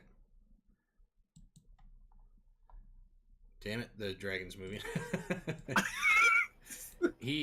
So the dragon swoops across, fires another lightning bolt, and as you see him do this with your perception, you see the sigils that he is like forming in midair that he's controlling this dragon with are the exact same symbol that you saw in the cave from the cult. And this dragon, did you not hear me? The cult and the cult. So the symbol that he's like forming midair is the same symbol that was on the wall in the caves from the cult like rituals. Oh, yeah. Same exact symbol. And the dragon swoops by and shoots a lightning bolt at Darrow. Make a dexterity saving throw.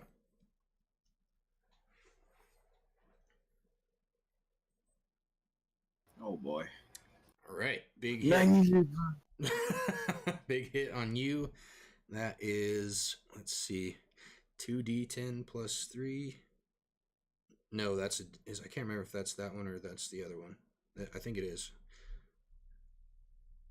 1 second.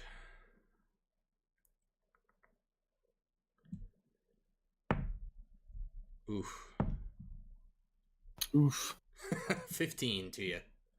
Oh my god. And you are knocked to the ground. Prone. And I believe it's... Oh, whose turn is it now? Chad. All right. Let's see. Chad's definitely gonna wait around thinking about this. No. Chad is going to.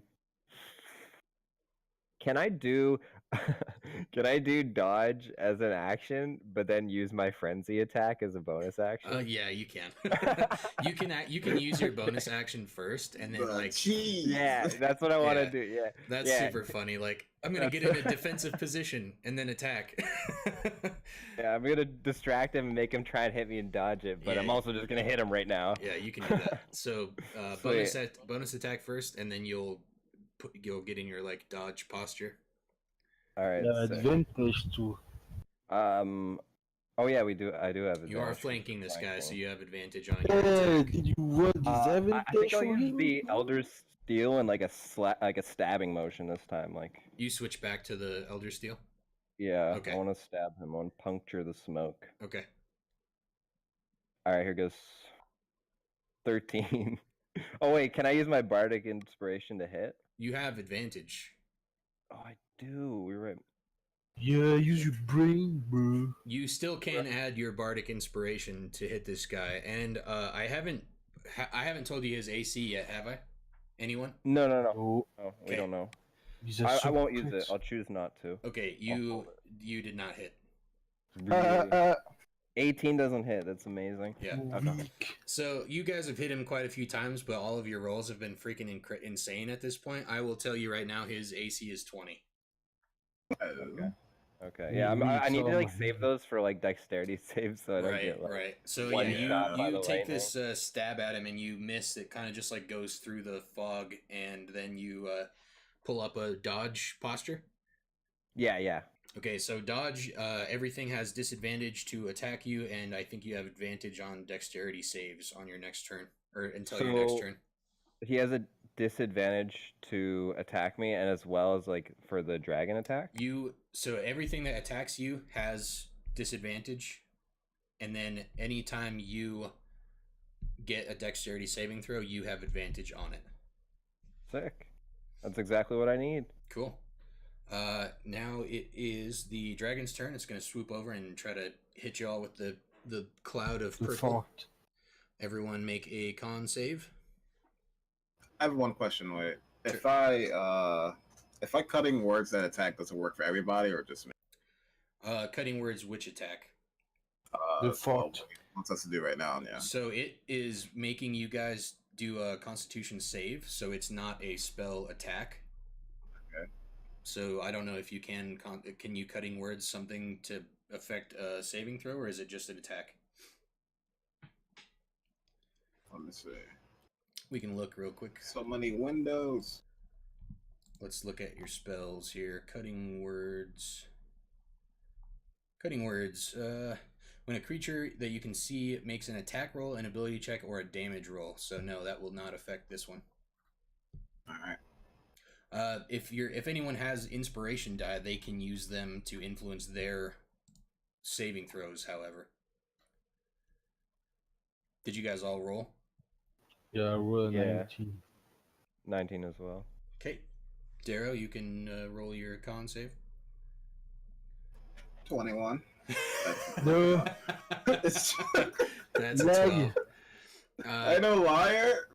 So it passes over all of you guys, and the fog kind of sweeps against Darrow, who is, I believe you're still on the ground, right? Like you were knocked prone. Oh yeah, I'm sleeping. So you're like Oh, on the yeah. ground, and this fog just rolls right over you, and you're just like fully inhaling this like purple toxic smoke.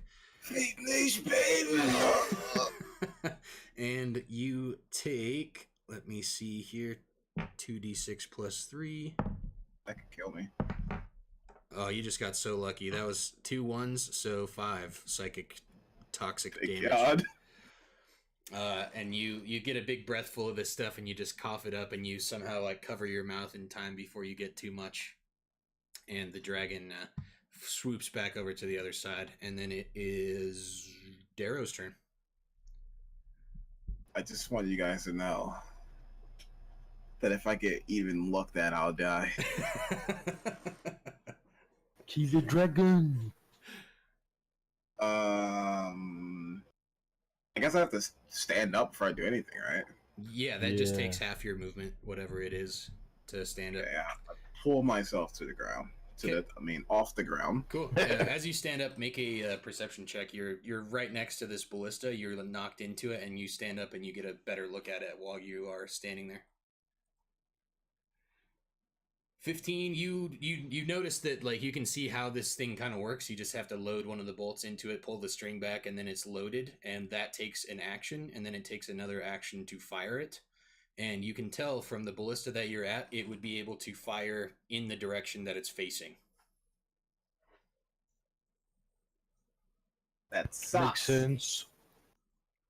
Very logic. Tell Flim to get his ass off the fucking wheel. It's doing nothing. Listen, man, I'm at loss for what to do here. It's pretty hard to hit this guy. I give Goldu a bardic inspiration. Okay. What does that do? You Maybe can use it stronger? to make sure you can hit him next time. So what size are your inspiration die? Link the 6. spell, Okay, please. so Bardic Inspiration, he gives you a d6 that you can save, and you can spend it on any attack roll, saving throw, or ability check. And then Yes. his magic ability, how many times can you use that? The read. Bardic inspiration. No, the read. Read. Is it unlimited? Yeah, it doesn't have a limit on that actual action. It has a limit on adding +1 to performance or persuasion check. Okay, Just so one per when day, he one gives per you day. that inspiration, like he plays a little song for you, Goldu, and you get that inspiration die, and you also get healed for one of your hit die. So Darrow, roll a hit die equal to the rogues, which I think is 1d8. I wasn't healing him, no. I just want him to have it. So you hang on, what? Every time you give someone inspiration, you can heal them, right? Yeah. Why would you For ever free? not do that, right? Because bardic inspiration uses for cutting words, and I need to be able to save myself and get attacked. I only have 4 HP. I thought you said that you were giving him inspiration. I was giving him the bardic inspiration for himself. Right. What I'm saying is, you have to, the way you wrote it, I have to do that now or never when I give it to him. But I'm giving him one of my bardic inspirations so he can use it for a roll. I'm so confused.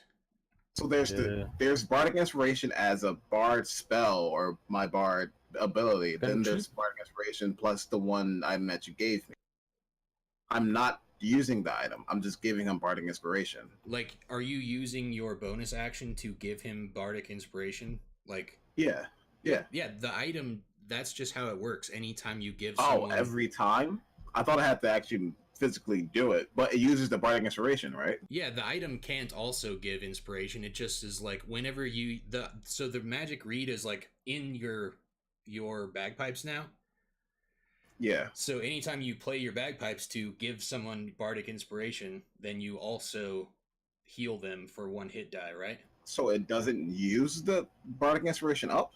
No, it's just like you send them, like, picture yourself, you're sending them the bardic inspiration die, so now they have that, and they can use it whenever they want, and they also get that heal.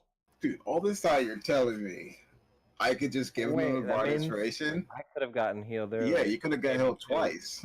So That's what I'm saying. I should get one more. You got healed the correct amount, Chad. You got bardic inspiration. He gave me one. He gave me two earlier. He gave you bardic inspiration at the beginning of the battle when you were at full health, and then he gave you one later, and we did heal you for that amount. That's true. Yeah. I've been keeping track of it, but I didn't know that you didn't understand it correctly. But I assumed they used it. I assumed I had to use it. No, you don't have to spend one to do it. It's just like it's kind of tagged onto it. You know what I mean? Okay, that's OP. It's pretty good. Okay. Well, I guess Goldu, go ahead and roll for your. I'll roll for you. Yeah, you roll it. It's 1d8, and then Goldu, you heal for that amount. So that should be 1. Goldu, you heal for 1. And that is your. Wait, do I roll or does he roll? Because Chad rolled. I mean, I rolled for Chad last time. Yeah, you roll it. It's fine. Yeah, you roll. Well, guess what, guys? That's 1, anyways. Guess what? You're going to die. And that was a bonus action, correct? Yeah, that was bonus. So they want my Chad juices. So you do still have a full action left. Go to the other side and shoot it. I have to heal myself. If I get hit, I die. Like, what are you talking about? Drink the potion. What potion? Chug it. You guys have any. You guys definitely have healing potions. I used the one I had. Right? Oh, dude. You understand? Like, every time I get hit, it hurts really bad. Kuna Matata, my friend. Give me 1 second. Say hello to Jinx for me. I want to see what Cure Wounds does at level 2. Sure. I believe it's just another die of healing. Yeah, that's what I'm thinking as well.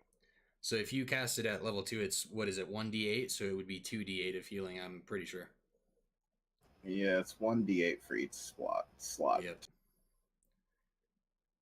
I'm going to go ahead and do that. Go for it.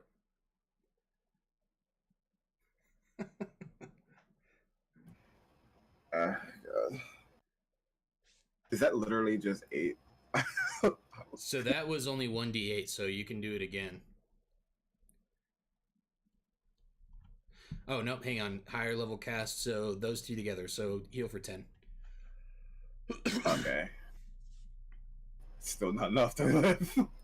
And you do still have movement left if you want to use it. Half your movement speed. I guess I'll just move next to Chad, so when he inevitably gets hit, I can heal him. Okay. And that's Darrow's turn. Back to Goldu. Can I check ballista next to me for free, or it's cost an action? So you saw Darrow, like, when he stood up, he kind of inspected it, and he figured out how they work, and he shouted it out to you guys. It costs 1 action to load and 1 action to fire. Can I see if it is loaded? Direction of the dragon. Can you see if it's loaded? Did you ask? It's not. The one next to me, I mean. Correct. None of them. Good are answer. loaded. Good answer. What? Then I load it. 1 action. Yep. And I disengage and I get away from the big. Okay. Where would you like to move to? Just away from his range. Okay. But not too away. All right. Is that it for you? I can't do anything else, right? Took an action for the loading. Right. Okay. It is the knight's turn, and he's gonna make a big greatsword smash on Chad. So, Chad, you have 2 bardic inspirations, by the way, so you might as well use it. Do I have to use it before? You can't use it on an enemy's he's attack attacking roll, me. right? Yeah, I can't use it when he's attacking me. You are. You can. It's like a saving throw, or if I'm attacking him. He doesn't have cutting words. He can't do that. Only you can do that, right, Darrow? But he does have a disadvantage because I'm dodging. Yeah, you're dodging, and he has disadvantage. He misses. He rolled a 6, so I don't even need to roll the other one. And then he does call the dragon down to hit you with the lightning bolt. Hold on. It says the creature can roll the die and add the number rolled to one ability check, attack roll, or saving throw. Yeah, they can roll. They can add it to an attack roll. They can't subtract it from an enemy's attack roll. What exactly is a saving throw then? A saving throw Or is that just an ability check? So a saving throw is like if an enemy throws a fireball and it lands in the center of your group, you have to save to avoid it. It's not attacking you. Does that make sense? So he can roll it against the Constitution one. Yeah, the Dex like one? or this lightning bolt here that's gonna come down and try to hit him. Like Right. the lightning bolt is just like going towards him. It's not attacking him. So that would be a saving throw. Gotcha. A saving throw is just like an ability check, but when something is like trying to hurt you, Specifically essentially. targeted, yeah. Okay. So the dragon will swoop back to the other side and launch the lightning bolt at Chad. So Chad, make a dexterity saving throw, which you have advantage on that because you're dodging, and you can also roll and then see if you want to add your inspiration to it as well. I don't think I need to. Cool. Yeah, you got a nat 20. You dodge right out of the way of the lightning, and the dragon just swoops right over. Can he roll back at him? I turn around, inevitably get hit. Nice. Fair enough, Chad. So Fair that enough. the like what you were wanting them to be able to do, Darrow, like that specifically is what that cutting words ability gives you the ability to do. So the knight took his turn, dragon missed, and the dragon is back on your side. It is now Chad's turn. Well, I don't know. Is this working? Do I just do that again? Let's see. Sorry, did I miss something? I think I will nope. just hit him with a frenzy attack and a dodge. All right, yeah, make your attack roll. All right, is this going to be reckless or just a one attack? Nah, it's just a normal Okay, attack. you're no longer flanking him because Goldu moved away, so you just roll one time. Let's get it. Oh. You also have your inspiration die if you want to add those. Yeah, I don't think 6 is going to redeem that. You have 2 of them, I think. I don't think they stack. I think you can only use it once per thing. I'm going to allow it if you want to. But I'm not gonna use them both just for the one attack. Okay. So you miss, and then you're gonna dodge. I'm just gonna dodge. Yeah, I guess that's just all I do. Okay. I just kind of like I do like a mocking kind of face, like yeah. The dragon takes his turn and swoops back down over. Everyone make a Constitution save.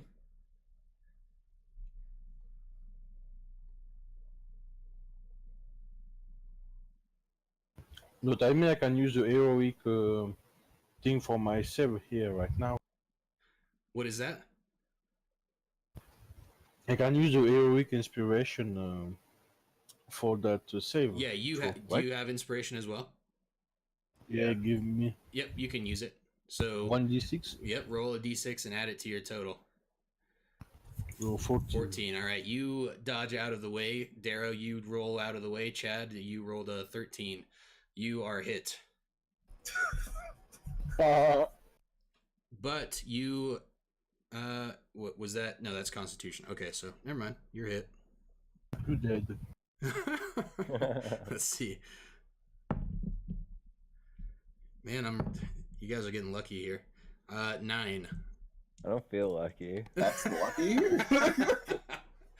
Take I'm at like 6 HP. 9 of the psychic damage, and you're feeling pretty roughed up. And it's back to Darrow.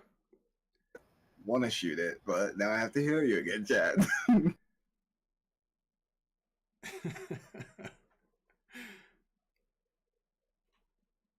I'll cast Cure Wounds at 2 again. All right, mark off the spell slot. Go for it. 17. So Chad, you get a big old boost. So I'm only at level 1 spell slots, and I only have 3. So can we figure it out?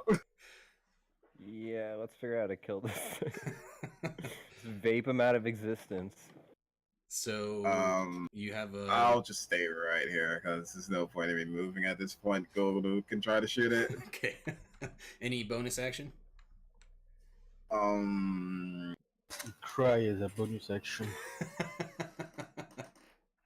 Random British dude is like screaming at you guys. You want to heal, Goldu? Nah, I'm straight. I can't use a bonus action to shoot it, and it's also on the wrong side, so I'll just be shooting at nothing. I don't know. Can I talk to the damn thing? Can I tell him to stop it? Who do you want to talk to? You can talk as like a free action. You can talk to whoever you want. Load the ballista. My friend, can you tell us how to kill you? Are you talking to the dragon or the knight? I talk to the knight. It doesn't respond. It's just The vapor, dude. seems to just be an animated suit of armor. Yeah, I don't know what to do, guys. To be honest with you. Be useful. I pretty much kept Chad alive the entire time. What are you doing exactly? I mean, you moved away, so Chad had disadvantage on the roll. So I don't know. Maybe not do that next time. You guys are the worst team ever. So disadvantage. It's back to Goldie, I believe. I wait. I want to take my turn after the dragon switch side. Okay. You can delay your turn. You guys can do that, by the way, if you Oh, ever want. after You what? well, so there's a coin. Don't talk with food in your mouth. There's so many I get to the butt of the knight, Okay. and I get to the next to the ballista. So Chad that advantage. Okay. Nice pit on him. All right. And it's back to. So are you? Well, wait. I can't do that, right? So you can move and then you can ready in action. I don't know if we've talked about readying in action before. If you want, you can ready in action. So then when something happens that triggers it, you can use your reaction to do what you wanted to do. So I'm guessing you wanted to move and then ready the ballista. So when the dragon moves onto your side, you can use your reaction and fire the ballista. Is that what you want to do? Exactly. Okay. Like in Game of Thrones. Cool. So you move That didn't work to too well again. Spoiler, by the way. you move to flank the knight, and then you ready the ballista, and it is the knight's turn, and it's going to make a spin attack and try to hit the both of you. Cutting words, your roll. Okay, roll your cutting words. Better make it count.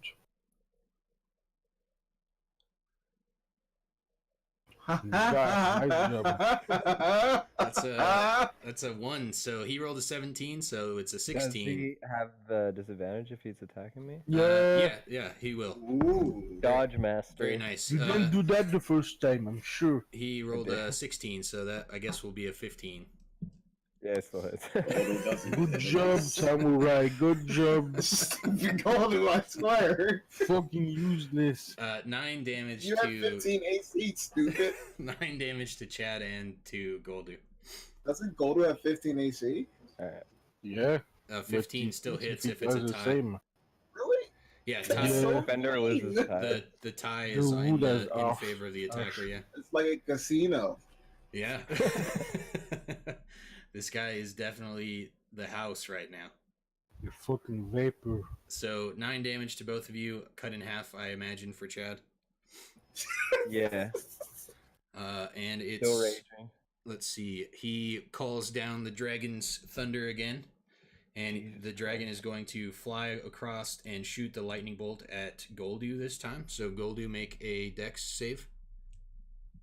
Oh, you're fine. Boom! You dodge out of the way, and as soon as it gets in range, you fire off this ballista. Make a ranged attack roll with advantage, please.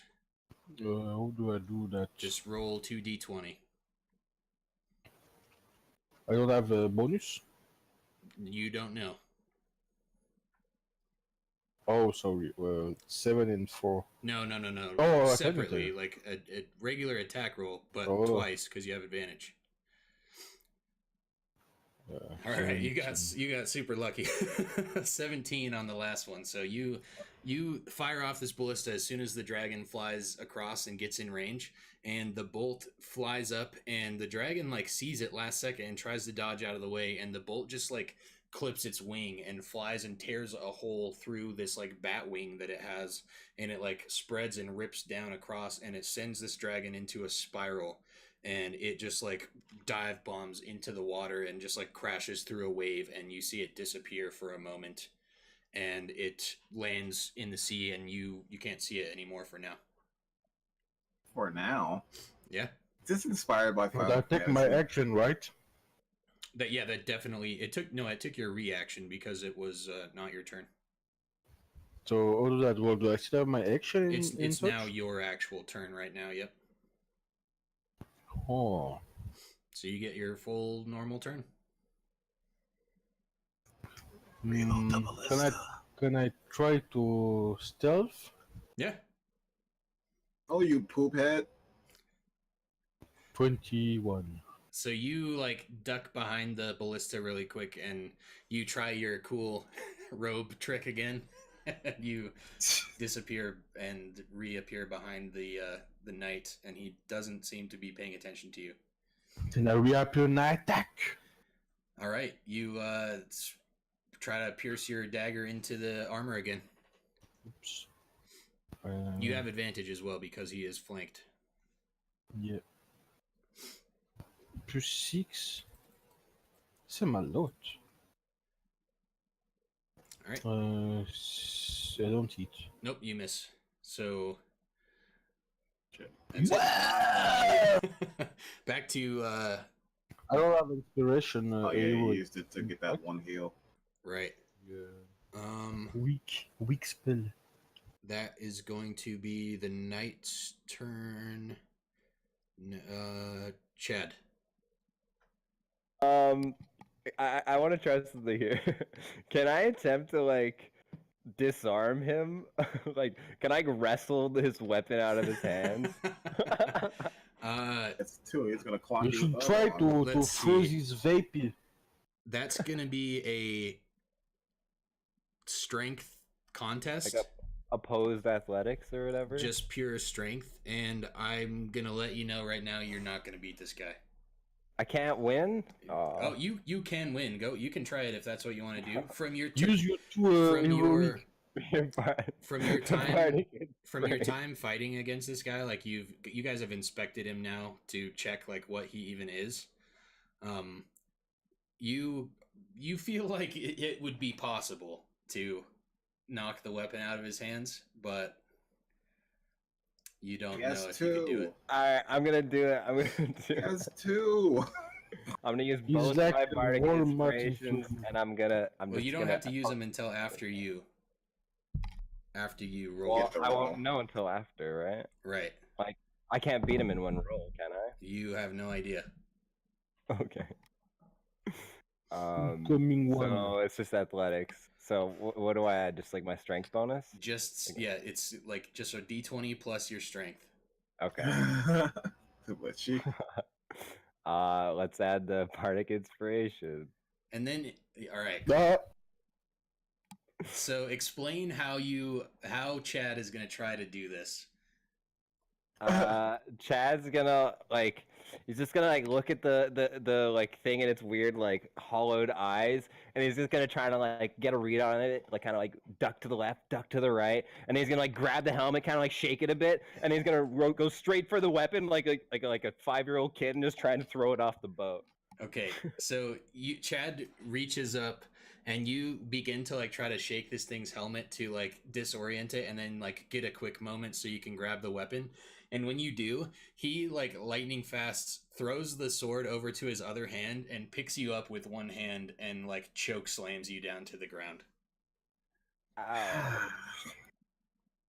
And then I'm gonna like, cry. purple Gonna smoke piss your like pen, maybe. purple smoke comes out of his mouth like he just laughed at you. Shut humiliated. It's better than a fart. Yeah, you're not wrong. And Dude. that I will just say that was like your action, so you can still bonus action or whatever you want. Bonus action. So I'm on the cry. ground, right? Yeah, you can pick yourself up with your movement. Or okay, yeah. So I'll use my movement to like get myself back up Sure. on my feet. And then I will use my bonus action to. I'll just use my frenzy attack, I guess. All right. Roll Slap to him hit, across the face. and you have advantage here. Sick. Revenge. You got him. Roll Good. damage. All right. Hey, Chad. Stop it. You've been adding like the +1 and everything every time from the weapon, Yeah. right? Okay, good. Yeah. So that will be 5 damage plus 6 plus 2. So 5 damage plus 8. 13. 13. How do you do this? Just kind of like Did you kill him? I kind of like slash at like his torso, I guess, like his hips, you know, like trying to like the halfway cut, Sure. as it were. So you Want me to draw you go it? to like cleave this guy in half, and he was like, he doesn't have any emotion. It's just like this animated suit of armor. But as he slammed you into the ground, you sensed this like superiority like emanating from him. So when you got back up to cleave him in half, he like kind of like just barely moved a little bit to dodge it, and you hit the armor, like the chest plate on the side, and it just shoots it off, and it flies and launches off into the water, and all that's left are the leg plates, and they just fall to the ground. Are you telling me this thing is dead? It's dead. Is he just naked, or he's Thank God. Badger, thank you for the follow. Welcome to the stream. Chad, he's our Yes, man. Yeah. Where's have- that dragon? You have killed the helmed horror is what it's called. I'll show you guys. Let me see if I can get a cool picture. Jerk ass. That's what he is. Imagine this thing, but with like purple smoke instead of red. As soon as I can get it pulled up here, if you can see it on the stream there. He's like that guy, but with purple instead of red. Hell Sad. yeah. And he Poke them in the now eyeballs. all that's left is those two like boot gauntlet or the boot things on the ground, just empty. I claim the boots. You know, can I look at his sword? It got knocked off with his upper half of his body. No. I claim the boots. You have splitting claimed the great metal sword. boots. You pick them up, Yes. and it takes all of your strength to pick them up. You think they probably weigh like 80 pounds a piece. Chad, can I borrow your belt? No. Finders Okay. keepers. Okay, Chad, I'll trade you the boots for the cape. What? The boots for the cape? What do the boots do? They're heavy. I'm not fully convinced. Come on, Chad, they make you look cool. I mean, you have the cool glasses on. You need the boots to complete the match. Dude. I How about drew you the battle. identify it for me and it's a deal. Say it again. Identify it for me and it's On a deal. screen is Goldie's Sure. incredible artistic depiction of the battle that just took place. Chad. Beautiful. It's from that me? Goldu. Is It's that from Chad? Goldu Journal. Yes, I tell it, yo, son. That was Goldie's I didn't find the purple. I used the pig for the smoke. his war journal. It worked. It worked. Beautiful.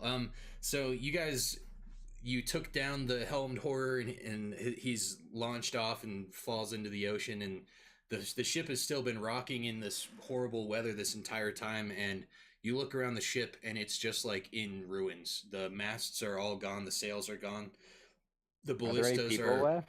almost all destroyed. The rest of the crew is just hiding inside the cabins and under the deck, and there's a couple people above trying to like put out the destruction, and Phil is holding onto this wheel that has like no spokes left on it, and it's just like loose flopping around, and he's just like damn, like we are screwed. And you see the dragon fly up out of the water. Oh my And god. Did he recuperate my Kamehameha stick? It yeah, it has the force rod in its mouth and it uses it on you guys and you all die. No. It flies up out of the water and it flaps its bat wings, and the one has a hole in it, but it seems to have like already start being like overgrown with the purple crystals. And it like looks like the purple like smoke and stuff that was in its eyes and like coming out of its body has disappeared, and you can actually see its like eyes now, and it seems like whatever this like charm spell that was controlling it from the night, or whatever was controlling the night, disappears, and the dragon just like flaps its bat wings and flies away and leaves. It's no longer cursed. Can at least apologize. As it like sails away over the ship and like disappears into the clouds, one of the giant like purple crystals drops off of it and lands in the water Roll close to the athletics ship. check to grab it. Yeah, No, you can. you need to heal us. You guys can try to grab it. You're definitely not going to catch it. It's like off in the water, but it's floating there on the. You don't waves. know I how to jump. swim. I jump. The dragon disappears, and you jump off the side of the ship on the other side, and you Roll for initiative, Kraken. get attacked by a giant octopus. A skeleton witch octopus. Little dog, thank you for the follow very much. Make an athletics check. Nice. You are like obviously a natural swimmer, being a ship captain and Absolutely. a man of the sea. You easily dive off, grab this thing, and pull yourself up by like the few remaining ropes and riggings on the side of the ship. And you have this purple crystal that looks kind of similar to the orange one that you have that you keep forgetting baby. about. I couldn't find a good way to use it that time. If anything else, I would have just hurt Chad and Golden because they're pretty dumb, so they would have felt that intelligence. And you What? have this purple crystal. It seems similar to the one that you have, but it's more smooth and it's like completely spherical. It looks like a orb of just pure purple amethyst, just like a snow globe of purple. Nice. And now you're back on the ship. Precious. Look, guys, look what I found. So Show me. That's pretty cool. No, you're Now gonna try to identify take my it from- boots. I will do a sleight of hand to take it from him. I pull out a gun. But it's a pretty cool crystal. you pull out a gun. What? Oh, yeah, I found a flintlock pistol inside there. I tell you. I pull out a gun like I pull out a Lamborghini. And it runs on air. See you guys. So I take my PlayStation controller and I spawn a helicopter. yeah. See ya, I guys. plug in my controller in the third slot and I activate the game genie. Oh my god. I become the DM. Damn, I'm dead, you guys. The Alright. DM is a dead physical body. So you guys are all, as always, being ridiculous and fighting with each other. And Phil says, "Look around, lads. The damn ship is destroyed. We're ruined. The Well, if you help I'm gonna sooner, say, yeah, first of all, Phil. one he says I was steering this damn thing while you guys were." steering what is a piece of What? It's wood. broken. You have a mess. He says, "Well, it wasn't always like that. If you guys would have killed that damn thing faster." Good No, dude, how guys. about you could have got on one of the ballistas and shot the damn thing before it killed us damn near 3. He Oh he no, we are says, gonna die. "All right. It's not important now. All we have is What do you mean? all we have is what we have. So, It's a robot. is there a robot? Robot. Oh, yeah. There is the like the little rowboat in the center that you can see. Like there's a whole stack of them going down into the middle. Like there's probably, when you guys got rescued from the desert coast, they sent like the fleet of rowboats to come ashore. So there's like a stack of rowboats you guys could take if you wanted to. Well, I Sure. prep one and I put all the food it's left on the boat inside. So as you guys are kind of like I'm surveying ready what's to left. move on now. As you guys are seeing what's left of the ship, and Phil is like tallying the damages, you notice, or you see as he's kind of counting it all up, and then he comes to talk to you, like 10 more of the crew were killed, and the rest are still trying to patch up the bottom. They've got it to the point where the ship will still float. It just can no longer be steered at all, and they're kind of just floating aimlessly towards where you guys were heading. And one of the crewmen who were at the front of the ship, But there are still people alive. 15 crew members remain. Like I didn't help once. Is my boy Tim still here? Tim is he emerges from below and says, like, we were trying as fast as we could to bail the water out and patch it up to come help. We weren't able to make it in time. We barely got the ship to stay afloat during the battle. And he comes up and he takes like a quick breath. The whole bottom of the ship had filled up with this like purple gas, and 10 crewmen died. And Tim looks up from the front of the ship, and you guys see a rowboat already in the water. Is it food inside? About 100 feet ahead of the ship, or 100 meters, I guess, like a pretty long distance ahead of the ship. You can see in the distance in the water the moonlight shining down, and you can see a rowboat like heading away from you guys, and there seems to be a figure in it. A figure? Just a single person rowboat. I still load my rowboat. I'm still loading the food in the rowboat. Tim calls out to everyone. He's like, "Oh my God, there's a person here. Is that a survivor? Could that be one of ours? What is that?" And Phil pulls out this like looking glass and looks and says, "Not one of ours. Never seen him before in my life." Tim is the like teenage kid who was on the pirate ship when you guys first got taken by Hicks. He's just like a friend. A friend can I do those. He was the little boy that was tied up with us, right? Yeah. I don't remember. Can I do a perception, like if I could see if I recognize who this is? Or wait, no, the little boy that was tied up with you guys. Or are you talking about the beginning, Darrow? Yeah. No, that was Kit. He. No. That was Kit. Not Kit. The one that we were in chance with. He was there with Hicks and the crew. Yeah. All right, got it. So what are you trying to do? Goldie, did you say something? I'm still loading food in my rowboat. Okay. I think Chad wants to do something. Oh, okay. Come help me, Chad. I just want to like do a perception on like if I can see who the hell this is. Yeah, so Phil hands you the like spyglass and he says, "I've never seen it before, have you?" And he gives it to you. Let me have a look-see. You look and it's pretty dark. The moonlight is like lighting up this boat, and all you see is like this purple cloak, and the figures are just rowing the boat away from you guys. Wait, they're going the other way. And then with the ballista. No quarter. Chad's actually gonna shout at them. Hey! They're quite a ways away from you. You head up to the very front of the boat and you like shout from the furthest forward point you can get. And as you like bellow out and try to shout at this person, you see their entire boat disappears, just vanishes in thin air. Oh. Okay. And the boat that you're in, the Man's Ruin, is slowly like lurching forward and being pulled by the waves towards where that rowboat position was at.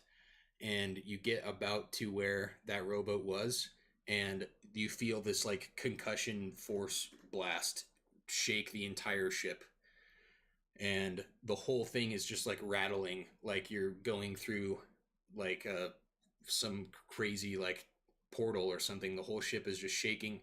You're all knocked to the ground, and you stand up, and in front of you that rowboat has reappeared, and you can see it's like docked at this nice white sand beach, and the weather is back to being nice and sunny. There's this shoreline. You can see another full-size ship in front of you, and there's palm trees on a beach, and the waves are totally calm. The sea is blue and nice, and you see in front of you, let's see, I don't know if I have it pulled up yet. not quite yet. But you see this like nice white sand beach with clear blue water and palm trees, and you see this character getting out of their rowboat, and they turn around and look and see you and take off this purple cloak, and it's Vex, the ranger. Who? Mother effing.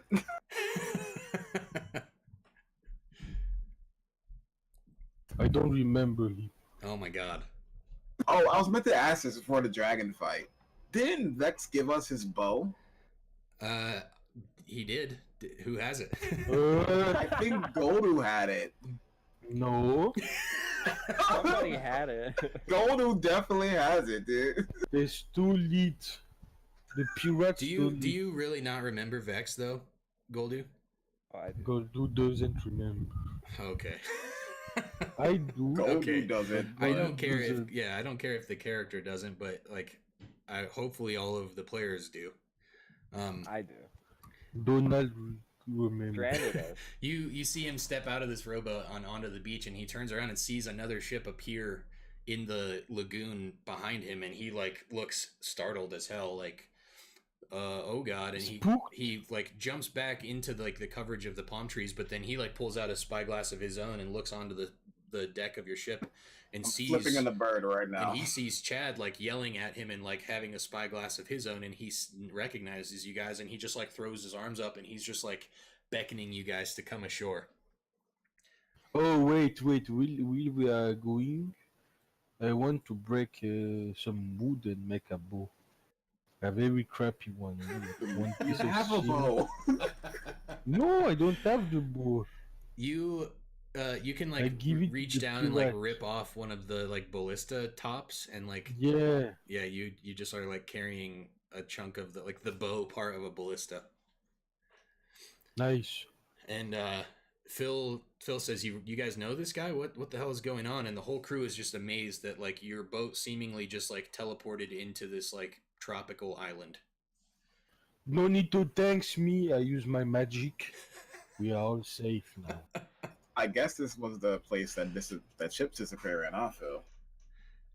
He looks amazed, and he sees another full-sized, like, it looks like a brand new, spotless, like, freshly built galleon. Like, the ship that you're on now is, like, essentially, like, sinking as it comes into the lagoon, and right in front of you guys is, like, a huge brand new ship, and he's like, this must be that place. I have no idea how that ship could go unnoticed. Like, a ship of that quality, everyone around the world would know about it. They probably sent that goddamn dragon too. He says, I have no idea. Those guys, I know the guy. He's gonna let us go in his boat, but we need to pay a fee. So give me all your money. I look at Goldu and I look at Phil, and I just shake my head. And I wanna do what is a deception check? 18 What are you trying to do? Sure, ass, dude. to make the crew member to give me money for the passé, you know. None of them do. I stab one and I turn him to gold. I say, Okay, look, magic. they definitely don't let that happen. And Remember, Phil one shot that one thing, so you know. And I stab Phil. someone that is almost dying on the ground, like somewhere on the boat. So he turn into gold. you could, and then the crew would kill you. But they don't notice me, maybe. They. I'm gonna like ask if that's what you really want to do, and I'll let you do it. But if it's Well, do need money? okay, Can I just fry his mind with my my stone? with your what? Can I fry his where is mind with my the- new stone? Where is the guy? What is dog, by the way? That's Captain Phil. His dog has been in No, his the quarters. other one. The dog that eats money? Oh, the dog that eats Oh, money. yeah. Wilfred. You seem to have lost him back on the island. He didn't appear to follow you onto the docks. What an asshole. You have killed his dog. Was probably full of money. So Go do beg money to Daryl. Oh my god, dude. Please. What? What? I Give me need. going. So while I, all this is going on, Vex is just kind of like standing on the shore, like, He realizes Goldo's talking, and he's just waiting. oh yeah. Now he sees Goldie talking. He's like, oh okay, it's gonna be a while. And he just like pulls out this like table and sits down and starts reading a newspaper. And then he like pulls out a gun and contemplates like putting it in his own mouth. But then he just sits there and he like starts drinking some tea. Like, All right, Chad's gonna walk up to him and be like, "Where the hell did you go, man?" You guys are still on the ship and he's on the shore, so is it quicker to roll than the lifeboats to him? you guys can do whatever you want. He's just like beckoning you ashore. Phil says like that they're gonna prepare the lifeboats and try to go ashore. You guys can try to do whatever you want, Chad other jumped than in the like water. murder the ship crew for no reason at all. Chad's Goldu gonna is jump in the water. nervous when he's low HP. Yeah. Chad, did you ever check to see if those boots are magical or are they just regular boots? I didn't identify him, so I left him on the boat and just Are we jumped taking a short trip, by the way? to cool off because the sun's too hot. Yeah, you guys can take a short rest if you want. You can assume that you took one like while the ship was floating in. You definitely had like 20 minutes or whatever. How many And- song of rest too? Yeah, Could, you can play your Song of Rest and everyone gets an extra Could D6 Dara HP. identify for me during that time then? Just because. If you want, yeah. I mean, if he wants, he has to say he wants to. And Are you if I gonna identify the boots? I'll give you the cloak if you give me the boots. So, Chad I already mean, said so. we have no idea if they're magic though. some, Well, yeah, he'll just do it if you identify it. Well, yeah, identify cost a spell though, right? So why would you Yeah. waste a spell on something that you don't even know if it's magic? You can do Exactly, an Arcana yeah. check and see if you can tell if it's magical. Hmm. Okay, Roll that well, check I guess away. I'll do it with my crazy Chad intelligence, my hyper intelligent mind. 0 bonus.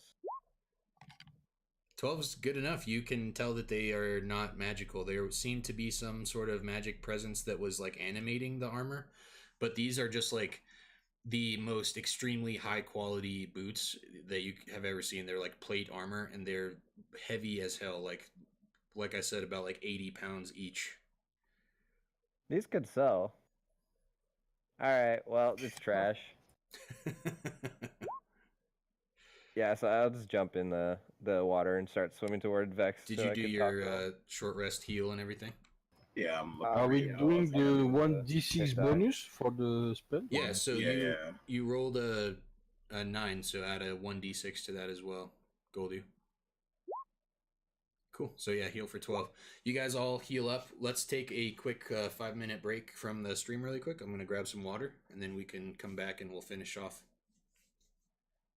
Okay. Sound good? Yes. All right.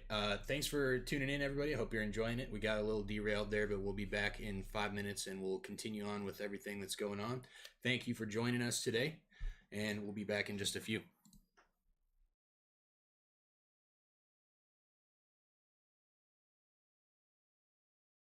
Goldu stress when he's low HP.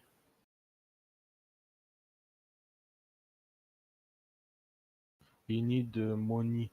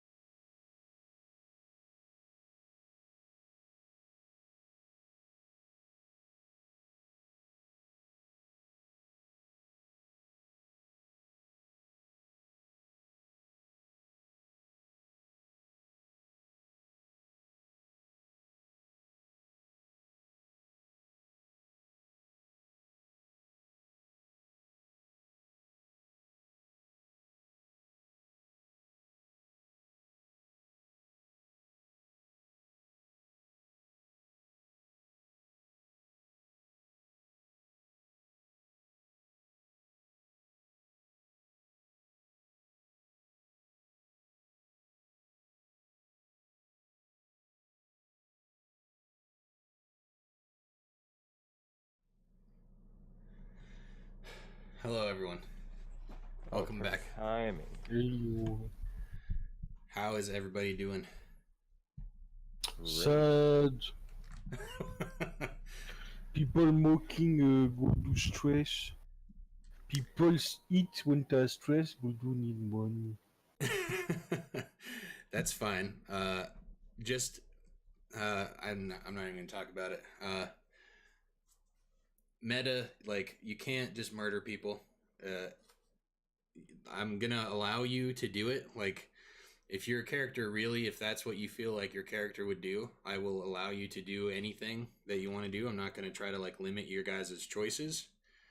But Need a crumb of gold. if you like murder innocent people in front of like a crowd of innocent people, they will kill your character, and then your character will be dead. And I don't know if I'll let you reroll another one because I don't want people to play in the campaign if they're just like being ridiculous and murdering innocent people for no reason. Like, that's not any good for the party or the story. But everything is fine. You guys are all good. I like the character like being like gold obsessed and crazy and stuff like that. Like, that's cool, but no character in the middle of like a party of people would just like choose to just start murdering innocent people. I don't think that's realistic. So Yeah, but didn't do it. I know he didn't do it, but we gotta keep in the bounds a little bit. But you guys are all good. What's your character alignment goal do? Neutral. Diabolique. I don't know what you just said.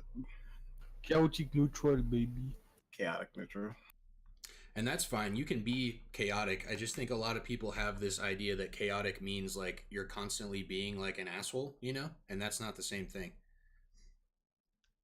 Isn't chaotic evil is one of them, right?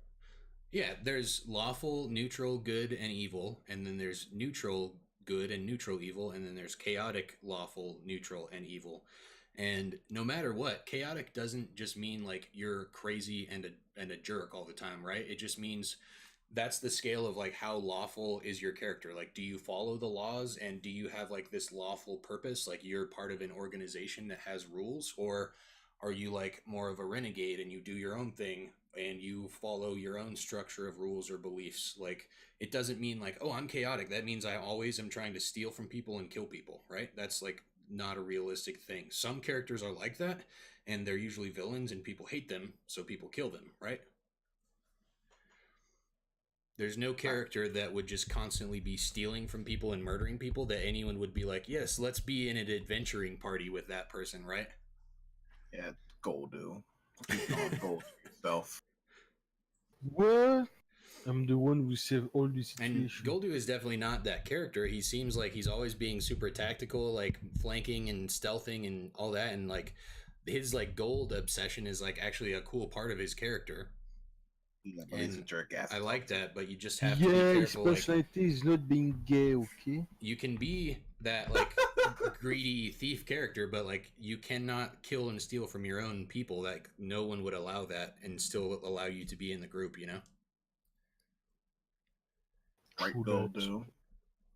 Just like All right, Steven obviously we're Universe. talking about that, Samurai. You don't have to keep rubbing it in his face. Like, we're trying to I'm trying to get the stream to like be more under control. Like, you guys are fighting with each other like almost constantly, and it's distracting, and like it's funny, but it's hard to keep things going from my point of view, you know? It's like it makes it a little bit hard. So I just want you guys to try to get along a little bit, like All right. I apologize for even like having to do this, but it is a little distracting, and it's like it's frustrating. Yeah, no talk. Like, I like that you guys are getting into the characters and stuff, but like in the middle of fights and when there's like other characters trying to talk to you guys and like things going on, like just fighting with each other all the time is like a little bit I too like much. to take this opportunity. Just wonder, is there anything that I'm doing too much or too little of? I'd love to hear if you No. need more And from me. I'm not just trying to like bag on you guys at all. Like, I think the stream's going great no. so far, and I just want to do better. That's all. enjoying it. I think you guys are all Talk doing a great more. job. Yeah, you can get into it more if you want. Chad, I think you're doing excellent. You guys are all doing great. I love all the characters. You guys can also remember, like, this is like a you're supposed to be like heroes, you know. This is a heroic fantasy game. Like, if there's ever a time when like a battle is about to happen, your characters don't have to be like so reserved and afraid. Like, I know Darrow, you like are like a little bit hesitant sometimes to like get into stuff, and I have been throwing some like super hardcore fights at you guys and almost killing you guys a lot, but that's been on purpose so far. But you don't have to be quite as afraid. Like, I'm not gonna kill you guys off if I can help it. Sometimes it'll be close, but don't be afraid to get in there. You guys will be all right. And I'm no stranger to low HP. And you guys are doing fine. I think everything's going great. I just want to make sure everything continues to go smoothly. Like, at this point, your character is like, there's still a lot of like questionable like motivation and mystery of like what the hell's going on. You're all teleported into this world. Like, we're all kind of strangers, but it's been like, I don't know, maybe a month now that you've all been together, maybe more. And at this point, you probably would still have some tension with each other, but I don't know if you'd just be like at each other's throats and like arguing and fighting all the time. Like, nobody has time for that shit when there's a dragon attacking, right? We are like all Alabama cousins. Yeah, exactly. So we are all back, and the ship has been pulling into this lagoon. It's kind of like starting to like bog down, and the crew is trying to unload these rowboats as fast as they can. And Vex is motioning you guys ashore, and he's kind of like super excited to see you guys, but he's also just like, you can tell his mind is blown. He's like, what the hell? How are you guys alive? You're still here, and how are you now on this giant, like, massively messed up ship that is like sinking? And how did you even find this place? He's just like so confused, and you get onto one of these rowboats, or you jump off and swim ashore. Either way, whatever you guys want to do. I take the rowboat with the food.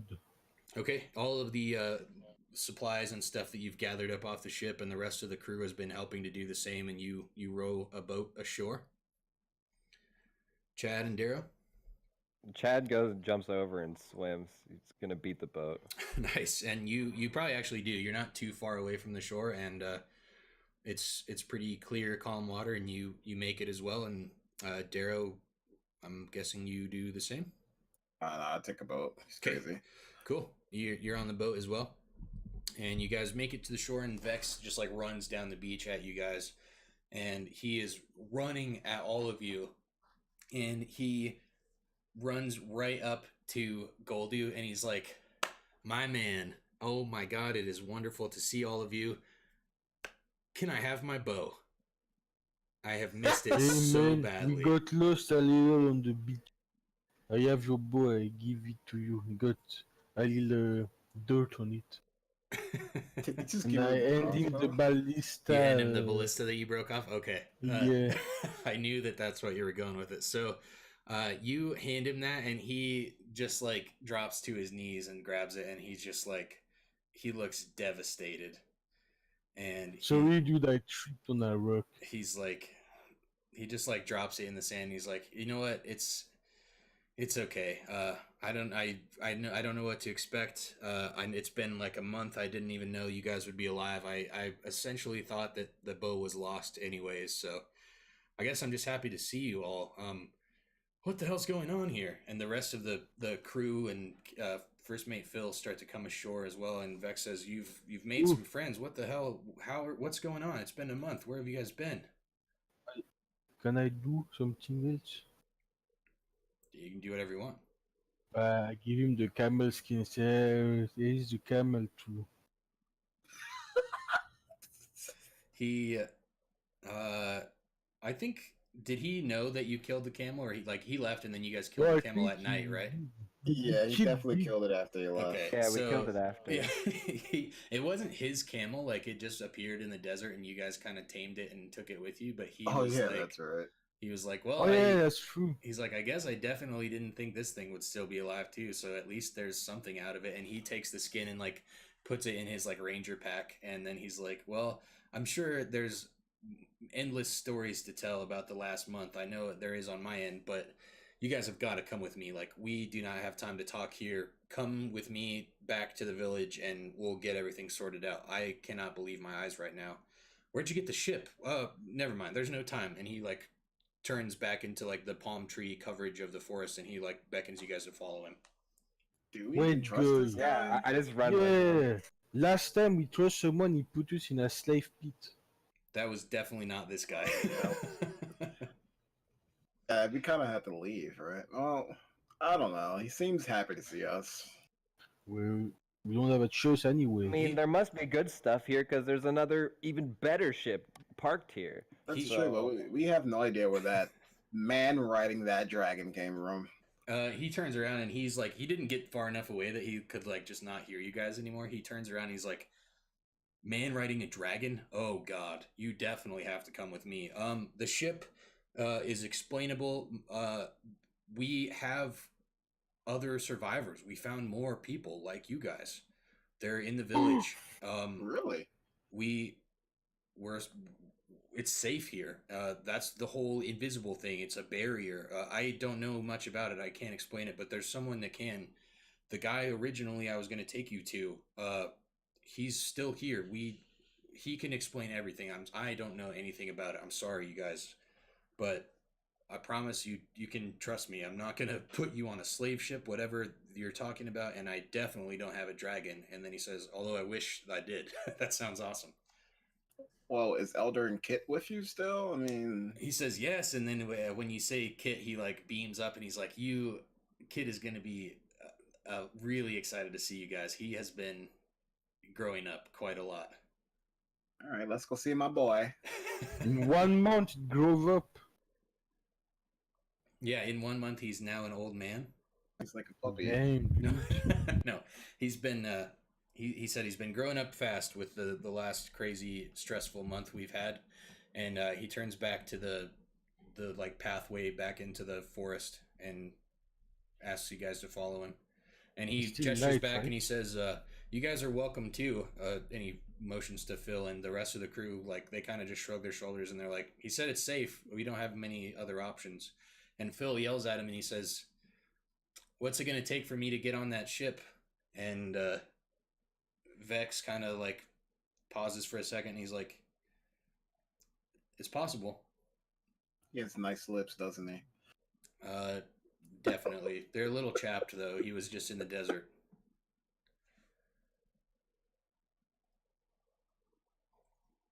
You guys gonna follow him? Onward. Yeah, I climb on shot. I'm like right next to him. All right. Oh no, I rush and I climb on shot. All right. You can see from on Chad's back, you can see the path goes like pretty far into the like palm tree grove, and then it just gets a little dark, and Vex is leading the way. And it's like a tropical forest or yeah, something? it's like all palm trees, and it's like this white sandy island. And as you get further into it, like while you're traveling, like the road gets a little bit tougher, and it like turns into like actual like dirt the further into the island you get. But traveling over like difficult terrain, you feel while you're traveling with Vex, it's no issue at all. Like he's the ranger and he's just guiding you along this path, and you guys are just making great time. And you get to this clearing, and the palm trees like split away, and this giant wooden like gate made out of like chopped down tree stakes appears, and it's open. And he walks right in, and you guys stroll in behind him, and he says, welcome to Aegis. And the map is on the stream now if you guys want to check it out. And he says, this is what we've been working on while you guys were gone. This is where I was trying to bring you back to. It's a little bit nicer shape than when you guys would have been here originally. We've been working hard. We found quite a few more survivors and citizens here. You guys are going to want to talk to Adam. I think he is in the main hall of the inn, and Vex just like drops his pack and he's like, I've been gone for a week. I'm exhausted. I'm going to go and sit down. I'll take you guys to Adam. And he leads you into this town, and you can see it's just like this cleared out like clearing in between the trees where there's these like buildings made out of like mud and stucco like material that's like these almost like Middle Eastern type buildings, and there's like tents all over the place. There's a small little farm that's like been grown, like a community farm with a couple of people working on like growing some plants in it. And then there's like giant ruins all over the place, these like destroyed ancient looking buildings that you can see. And in the middle of town off to the right, you can see all the way on the far right of the map, if you're looking at it, there's the big building with the two flat levels. That's like the town inn, and he takes you over to it, and you go inside, and the door is just like this giant tapestry rug that like splits in two, and you go in, and it's like this cool, dimly lit place with like a counter in the middle that's like a horseshoe shape, and someone's sitting behind the counter, like passing out like glasses of water, and there's candles lit, and there's just like these large like multicolored pillows all around the floor. There's no tables or chairs, there's just pillows that people are sitting on, and like people are eating and drinking, and seems like there's like a lively group of people in here, maybe 10 or 20 patrons in this bar. And there's a guy sitting at the back on this, and he's sitting at this table, and he has a bunch of papers like scrawled out on the top of the table, and he's like furious, or not furiously, like he's like vigorously like shuffling through papers and scratching his head. And he looks up and sees Vex appear through the door with you guys behind him, and he like looks extremely surprised, and he like rushes you guys over, and Vex points you over there, and he heads that way, and he says, this is who's done all of this. This is Adam Tweed. The Hello, Adam. He What's up, Jace? he points you towards the corner, and Vex like brings you guys over to Adam, and Vex says, this is the group that was supposed to be here with Elder and Kit originally. And Adam like looks shocked, and he stands up and like shuffles some of the paper out of the way, and he slides a like glass of water across the table, and he says, whoever needs it. And then he tries to extend a hand to shake the hand of whoever's in the front of the group, and says, welcome to Aegis. It's our little safe home for now. Sup, I'm Chad Supreme. He laughs and shakes your hand, and he says, I've heard a lot about you from our little Kit here. Nice to meet you finally, Chad. The name's Adam. You can call me Tweed. Nice to meet you, Tweeds. He introduces himself to all of you. Hi, I'm Daryl. I am excited to be here. He says, this isn't a 12-step program, Darrow. Don't worry. You can put Every your time I guard come down a little. online, I get a little nauseous. He's like, I understand. You look like a seafaring type. And he has like this guy. Imagine Indiana Jones, but like a little bit skinnier and nerdier. Like he doesn't have the cool vibe. He's just like that type of like researcher looking.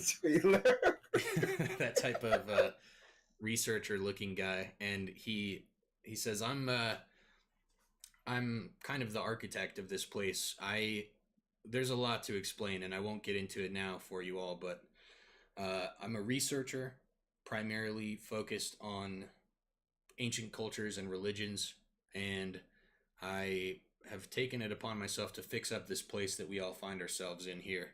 We're safe here for now. There's a magical barrier, as you probably saw coming in. Sorry about the shaking and rattling. It's just a unneeded or unwanted but needed byproduct, I guess, of the magical field. But welcome. Aegis is safe from the Lich's gaze. He can see almost anywhere on the planet with his divination powers, but we seem to be safe from him for now. He can't find us here. You're welcome to call this place home, and we're still trying to get things back up and running, but we have some facilities for now. What used to be built here? I see there's some broken buildings. Do you guys mess up? He laughs at that, and he says, like, you guys have probably figured out by now that when this lich came into power thousands of years ago, whatever spells he used to give himself this lichdom uh, permanently destroyed and altered our home world of Faerun. And I have come to believe that when this happened, uh, our god of fate, Istis, intervened and teleported a select few survivors from Faerun here to this world in the present time. When this happened, some spots were imbued with this magic ability, and I think the land we stand on now is an ancient island culture from Faerun, but from thousands of years ago. Uh, we've tried to rebuild it. Everything you see here now is from the survivors and the small group of friends that we've gathered here. We've been hard at work, and you can tell everything that's built is like made out of this like mud and like sticks and stuff, and like kind of barely hold together, or it's made out of like wood from the like trees that are gathered around the forest. It's like pretty nice for what it is, but it's got a long way to go. It's like a pretty like kind of strewn together village, but it's nice enough, and the weather's nice. And he's like, we kind of lucked out. We got teleported into like a apocalyptic wasteland, and somehow we landed on the tropical paradise. So I can't complain too much. That's pretty cool, Chad. And he's gonna actually. Can I do like a perception check to see if any of these people like seemed like they were like on the boat that was like escaping from the city of Chance or whatever? Like, do any of those like people like coexist here? You know? You look around and like you don't see any familiar faces at all. None of the like traditional dress of the people of Chance, like the nobles, they all had like a similar kind of like really like over the top, like almost like too fancy, borderline ridiculous style to them. And all of the people here are wearing like rags and like billowing like loose fitting clothing that would be like cool in the hot like tropical weather. And they all seem to be just like other people. And as you're looking around, Tweed, he kind of looks at you and he says, all of these people we found from Vex, the our wonderful scout. He's found them all just like you on his scouting missions. He's made it through most of the desert now, scouting and looking, and we've found some texts that have given me a little bit of insight into what's going on here. So I've learned a lot about this lich, and I'm starting to formulate a plan as we rebuild this place. But all of these people here are survivors, just like you guys. We found a few that were already living here, that were born and raised in Onhef, and have been struggling to survive with their communities. And then we've also found a couple more that were seem to be teleported here as well. So let me get this straight. When the Lich came to power, there was a great battle and an effort to beat the Lich. It sent a few select people in the future. He says, well, as far as we know, there was no battle. In order to become a lich, a very powerful wizard must imbue their own soul and life force into a magical artifact, and doing this often takes an immense amount of energy and magical powers. And he explains that alongside of turning himself into a lich and making like this magical artifact, this lich also tried to like detonate essentially and destroy Faerun so he could like turn it into this wasteland and like raise all of the dead and like take over the world.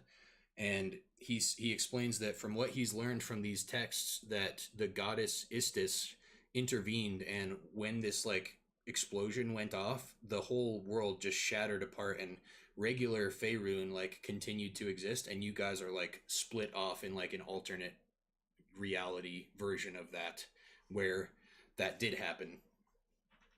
Ah. And he's like, and that, as far as I know, happened at least a few thousand years ago in our sense of time here. Scotty, yes, these are Inkarnate maps, absolutely. Created by me. All right, I guess that He says, I know it's a lot to take in and it's hard to explain, and I'm still learning a lot myself. And he has all these papers like on the bar table, and he's got ancient books. And Vex pulls this bag from over his shoulder, and he dumps a couple more books out. And Tweed says, I think if you guys give me a couple more days to go through all of this stuff, I think I can formulate a plan. I'm starting to understand. I think there might be a way to beat this guy, but it's still hazy. I need more time. He says, you guys are free to stay here. I'm with. It's he like stops for a minute and he says, I'm with an order called the Order of Fate. We work directly in both simultaneously worshiping and trying to follow the guidelines of Istis, the goddess of fate. When she intervened, I was already studying this ancient culture and religion and teleported here. It had to have been for a reason. And he says, you're all welcome to stay here and become members of the order, but I would have you assist me with one small favor before we totally open up the facilities to you. And what is that? He says, well, throughout this month we've been clearing out this village and using the ancient ruins as places to build our new buildings. And on the outside of town is a small, like one small clearing and like ancient ruined keep that we haven't delved into to clear out yet. If we could clear that out, it would give us a lot more room to build a base of operations and fully expand the village. And I think we could build an assault from here on the Lich and grow and build our village up into a place where we could actually form an offensive from here. And by clear out, you mean kill something? He says, we haven't made it in there yet. We've been around. I'm sure Vex has scouted the area. He could, maybe him or Kit could tell you. Kit wanders around quite a bit in training. Kit's been training quite a bit as a fighter now as well. I'm sure they've been around there, but I don't think anyone's delved inside, so who knows what could be in there. We haven't found anything else on this island other than these ancient texts and some small artifacts and whatnot, but you never know. We just need someone to go in, give it the all clear so we can move in and try to start clearing it out and building it up again. Okay, I mean, as long as my friends are going with it. Where's Elder and Kit, by the way? He says they're probably around here somewhere. Like I said, Kit likes to wander around training, and Elder mostly keeps to himself, and he's doing some research and training and meditation as well. So Elder hasn't tried to murder you? He says, no, why would he do that? I don't know, he was super sketch when we met him. He looks confused. He says he's been nothing but kind and helpful with the rest of the survivors here. Okay, cool. Just making sure. He says, you could probably find them if you wandered around the village for long enough. But the faster you clear out that keep, the faster that we will be able to improve our selection of services here and hopefully end this chaos and kill this Lich once and for all. Alright, well. But you're free to make this village your home and utilize anything that you can find around here. I'm usually around here or in my tent reading, so feel free to use me as much as you need. Yo, Tweeds, I got a quick question about the city of Chad. I mean, the city of Chance. He says, were you there? Never heard of it, and now all of a sudden we just came from there, and a bunch of people left from there. Do you know where? He says, in some of these books that I've found, I've came across some passages about it, but I don't know much about it. Where you were there? What was there? What happened? We were there for a month, and they made us be chattiators, which obviously I was the best at. But then, then all this weird skeleton shit started happening, and we had to get the fuck out of there. We met the Lich, if that makes sense. He looks amazed, and he's like, we all received the transmissions as well. It was a lot more faint here, I imagine, because of the barrier, but Vex himself was out on a scouting mission. He said that many of the people that he was traveling with were killed and became the undead of the Lich as well. So I imagine that happened everywhere. I'm sorry to hear that you were in the middle of it. That's terrifying. I'm glad that you made it out. This is astonishing news. There was And he also a starts giant like arm. scribbling stuff on his notes and writing stuff down. A giant arm?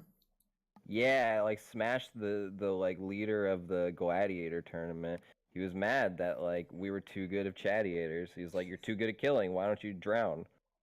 Yeah, And we then, drowned. and then the skeleton's like, "Hey, that's not fair." And then boom, slapped his ass, and now skeletons everywhere. And you see Tweeds just writes down like Lich summoned giant arm, and then he's like just keeps scrolling notes, and he's like, "Okay, thank you for the information. This is And that's not it. We find out that someone summoned the Lich. A nice and pretty lady. An elf. So he writes down all this stuff that you're telling him about it, and he's like, White elf is he bad. graciously thanks you all for the information, and he says, the Lich has always been around, but he's been in hiding in his keep, and his power was weakened. When every time the Lich builds up enough power, he can like use it to influence this world that he's created.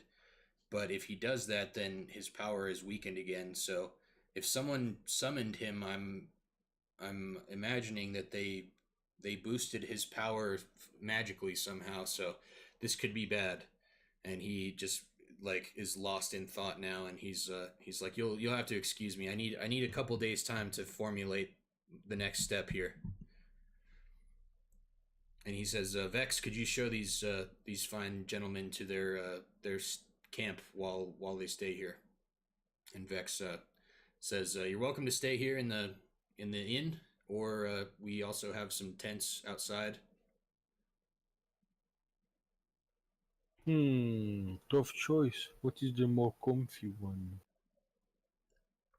Vex says, well, it depends on if you like sleeping in a hard stone bed or the hard dirt ground. Stone bed. Yeah, I stay inside too. Okay, you guys walk up to If it rains, it's don't get moist. You guys walk up to the counter, and the person behind the bar, they ask you if you want to stay in a room or get a drink or whatever, and you both say that you want a room, and the barkeep says, well, you're going to find that this is the one place probably left in On Hef that we actually have chosen to continue running an economy in hopes that we make it back to the normal world someday. And apparently Tweed thinks that it's going to be a possibility, and the barkeep says it's going to be 5 gold a night for the room here, or you can stay outside for free. Gold gasp. This guy's the worst. I asked the dinosaur what he want to do. Dinosaur? I give him the pretty little shinies, and then we can sleep in the comfies. All right, they the Gold do give him 5 pieces of gold, but Is it still nighttime? share a or- tear. it's like nice sunny weather here now. You know, like Chad's gonna like get like Goldu to help him like count, and this is your Goldu's opportunity. You can take some of mine and to help pay for yours for the day. It's up to you. It's your choice. You're helping me count. Chad, So Goldu's that's too 5, sad. and then you're 5. Chad pulls out this like pile of gold, and it just like somehow enough gets paid that both of you have a room for the night. And I give 5 too. the You bar need to give 5 the for barkeep himself. looks back at Darrow and says, "What about you, hun? Do you need a room?" Show my rock thing. Anyone that I know can that you know can identify this for me, or Are you talking about the amethyst? yeah. You pull that out, and Tweed is immediately like, "Where did you get that?" Oh, back off, bro. It's mine. He says, I "Calm jumped in down. the I'm water just for it." asking you a question. You're so defensive, man." Listen, man, I don't get a lot of stuff on adventuring here. He says, "Well, I'm not interested in taking your stuff. I just wanted to know where you got that. It's a fascinating object. Do you know what that is?" It came off a dragon. He says, yeah, that came out of a dragon, my friend. Uh, ow. He says, that's the dragon egg. Oh! The dragon egg! Chad, this your little brother. What? Hey, why did the I think dragon? I'm the father. Tweed like looks, he stands up and like pulls out this like little like jeweler's crystal to look at it through, and he like puts it up to the crystal and he's like, yep, that's a dragon egg. And he says, this is an amethyst dragon, which you definitely don't ever want to come across one of these things. Well, we beat his ass, just so you know. I beat his ass. He says, Odu shot at it. he says, So it's mine. he says, From there's no way Superman. that you beat an amethyst dragon. And I did it. Well, beat is a... Yeah, I got the lightning scars to prove it. I think we all have lightning scars to prove it. I have I the even took off the ballista. Oh no, never mind. he's like, all right. Well, obviously, somehow you got a hold of this thing. Keep very close eye on it. When this thing hatches, You need to hit it. it's going to be a force to be reckoned with, and you're going to have to tame it, or it's going to turn out just like the one that you fought, I would imagine. I'm the best father ever. I have like 6 kids, dude. I've been trying to get back to them this entire time. I mean, they don't know me, but I mean, I still have 6 kids. He looks at it again, and Vex also comes over and looks at it, and he's like, they both take a guess, and they talk to each other, and they say like, I would imagine this thing still has about 6-8 weeks left until it's ready to go. So be Too careful. small. All right. Okay. I'm going to be a dad. You're going to be the uncle, Chad. what now? Golden's going to be this sweaty uncle, too. Always trying to take him out for fun and time. How big is the eggs? Like a chicken egg? No, it's huge. It's like this big, probably. Oh, where the hell am I keeping that? I just strap it to my back, I guess. All right. Next to the bagpipes. Baby strap Yes, on the Blitchy front. is the ant. It's definitely that. So Well, then I pay for the room.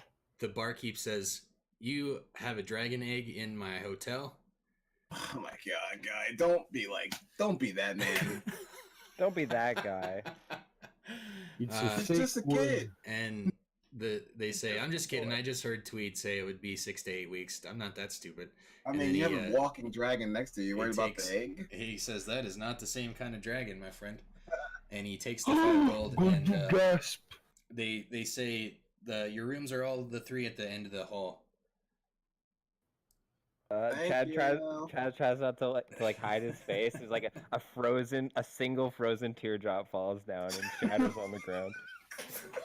Why are you crying? Why That are is you not crying? that type of dragon.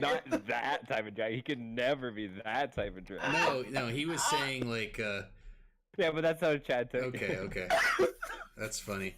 I think he was saying like the dragon that's gonna come out of that egg is way meaner than Chad. Chad's Yeah, a good exactly. Well, I he just pat thinks that, Chad on he the can't back. be cool enough. guy. Oh, Chad wants to be a big amethyst dragon. Yeah. I He try to. believes that he will grow up to be a big dragon one Okay. day. Yeah, I The- try to console him. Say no, because you don't have wing yet. That's Soon. I just gotta win more tournaments. that is funny. All right, you guys make it to your rooms at the end of the hall, and we're gonna have to call it a day right there, unfortunately. Everybody still there? Yeah. All right. Yep. That we're gonna end it right there. We are taking the week off next week from the Elder Council campaign. We've got some people that are gonna be on vacation, and we're gonna take the week off, plan some big stuff for next time.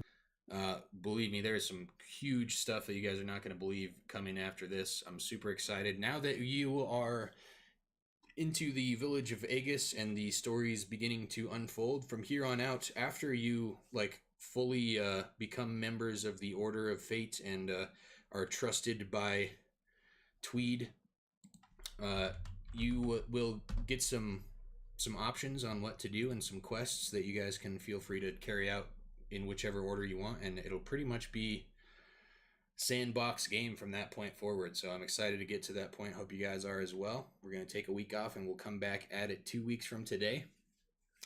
Did we level up? You guys are now level 5, yes. So you're level 5. There's going to be vendors, stores, like all sorts of stuff I can available sell the boots. starting next time. So think about Yeah. anything that you can think that you want to try to find from a vendor. Think about your level 5 options. If you can, get on Roll20 and level yourself up so we don't have to spend too much of the next stream doing that. Level yourself up to level 5. And then I can't wait to level 6. we will be back 2 weeks from today. Everyone watching, thank you for being here. We'll be back tomorrow night with the premiere of a brand new campaign, the Deep Haven Horror, a one-on-one campaign with just the DM and a player, which is going to be Donaldin playing a totally different character, David Baldoff, the Knight of Fate. Super excited about this. So I hope you guys will all tune in again tomorrow for that. And that's going to be it for today. Thanks for being here, everybody.